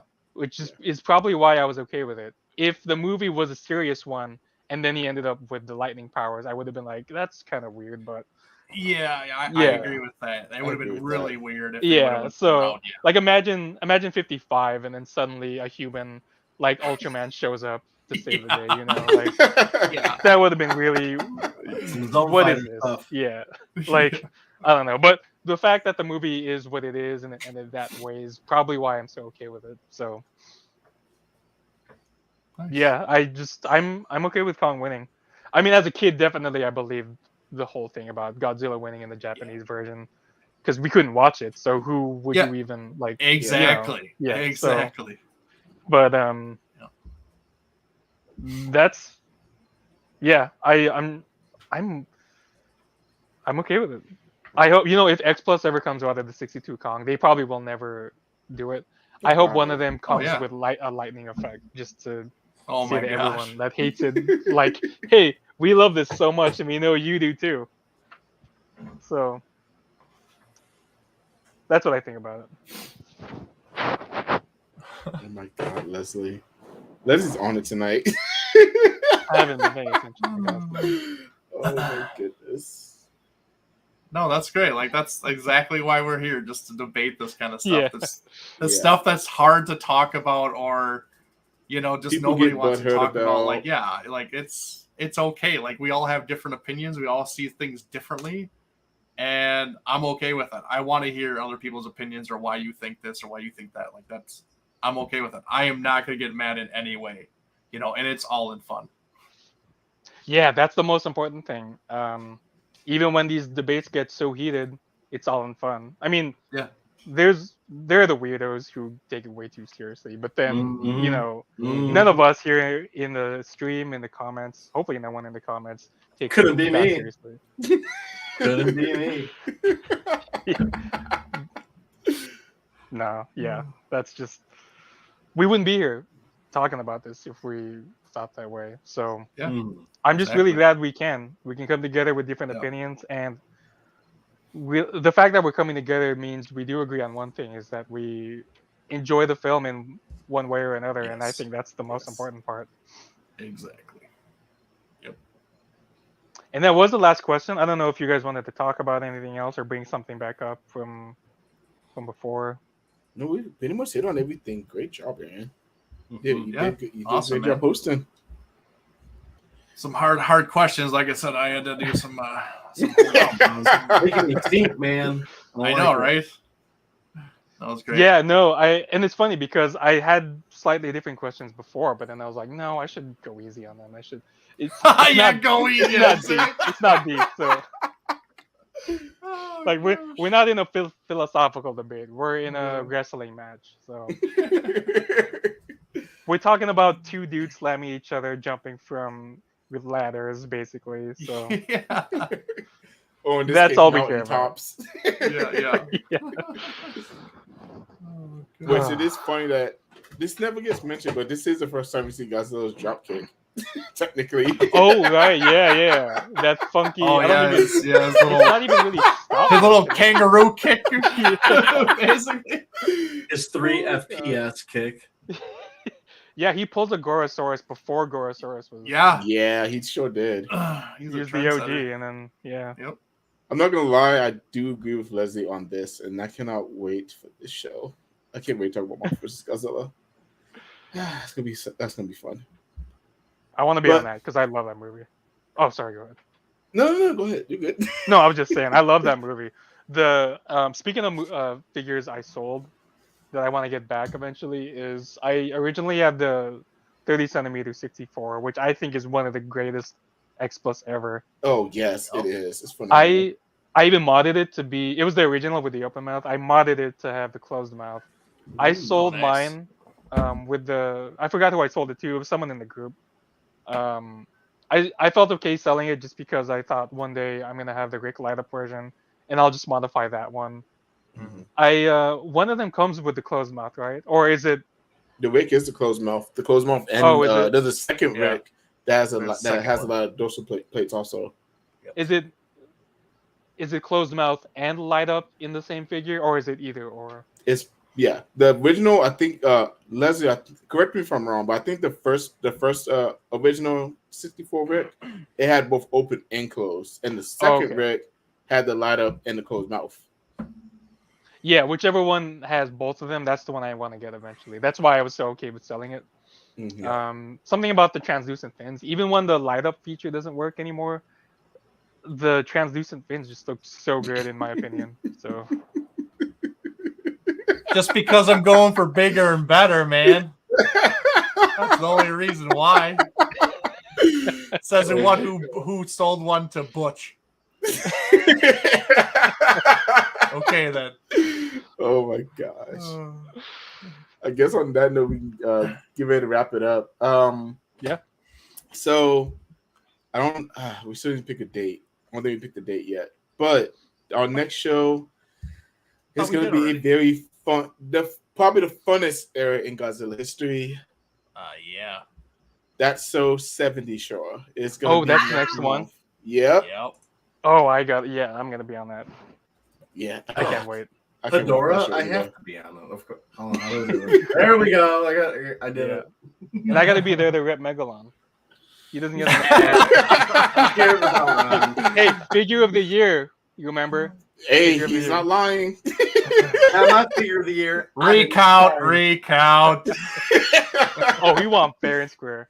There wasn't a weird campaign or anything like that. It was.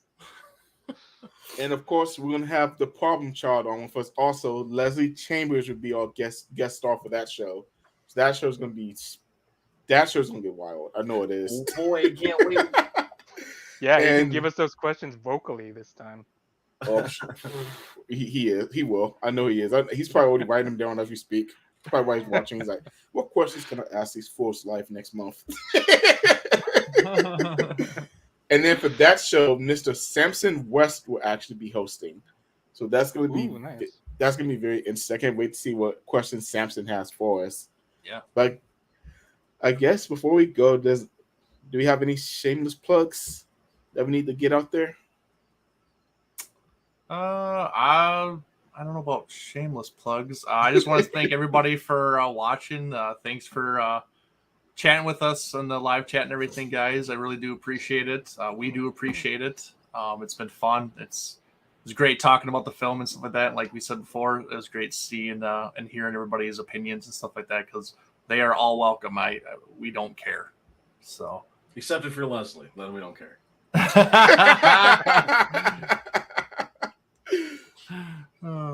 Yeah, no, it was a great time. Like I said at the beginning of the show, I'm thankful that you guys asked me to host this because it may not be my favorite movie, but it was my first one ever, and I love the 62 designs so much. So it was just great getting to talk about it. It doesn't even feel like it's been this long. I don't know, like almost 3 hours now. almost. So Yeah, almost. Yeah, no, not yeah, at all. it just feels like a parking lot talk. Just Yep. guys talking about why they love Godzilla so much. Yep. That's why we're here, man. Yeah. Definitely. I'm kind of scared about this comment. I'm gonna do the lesson Bring to it! elaborate. Just bring it. Oh, I do have a plug. Actually, September 17th, I will be on Collect on Leslie Chambers monsters. Kaiju Reviews as we discuss Terror of Mechagodzilla, actually. Ooh, can't So wait for I am that. super excited for that. So Uh-oh. Get out of here. Man. You ain't even employed here, Leslie. Oh god. Oh, this show's gonna be so fun. I can't wait for y'all to talk about Terror Mega Godzilla because that's one of my favorite films too, and that's gonna be fun. That's gonna be a fun show to watch. I'm definitely gonna be in the comment section for that. I love it because next month I get to talk about it twice.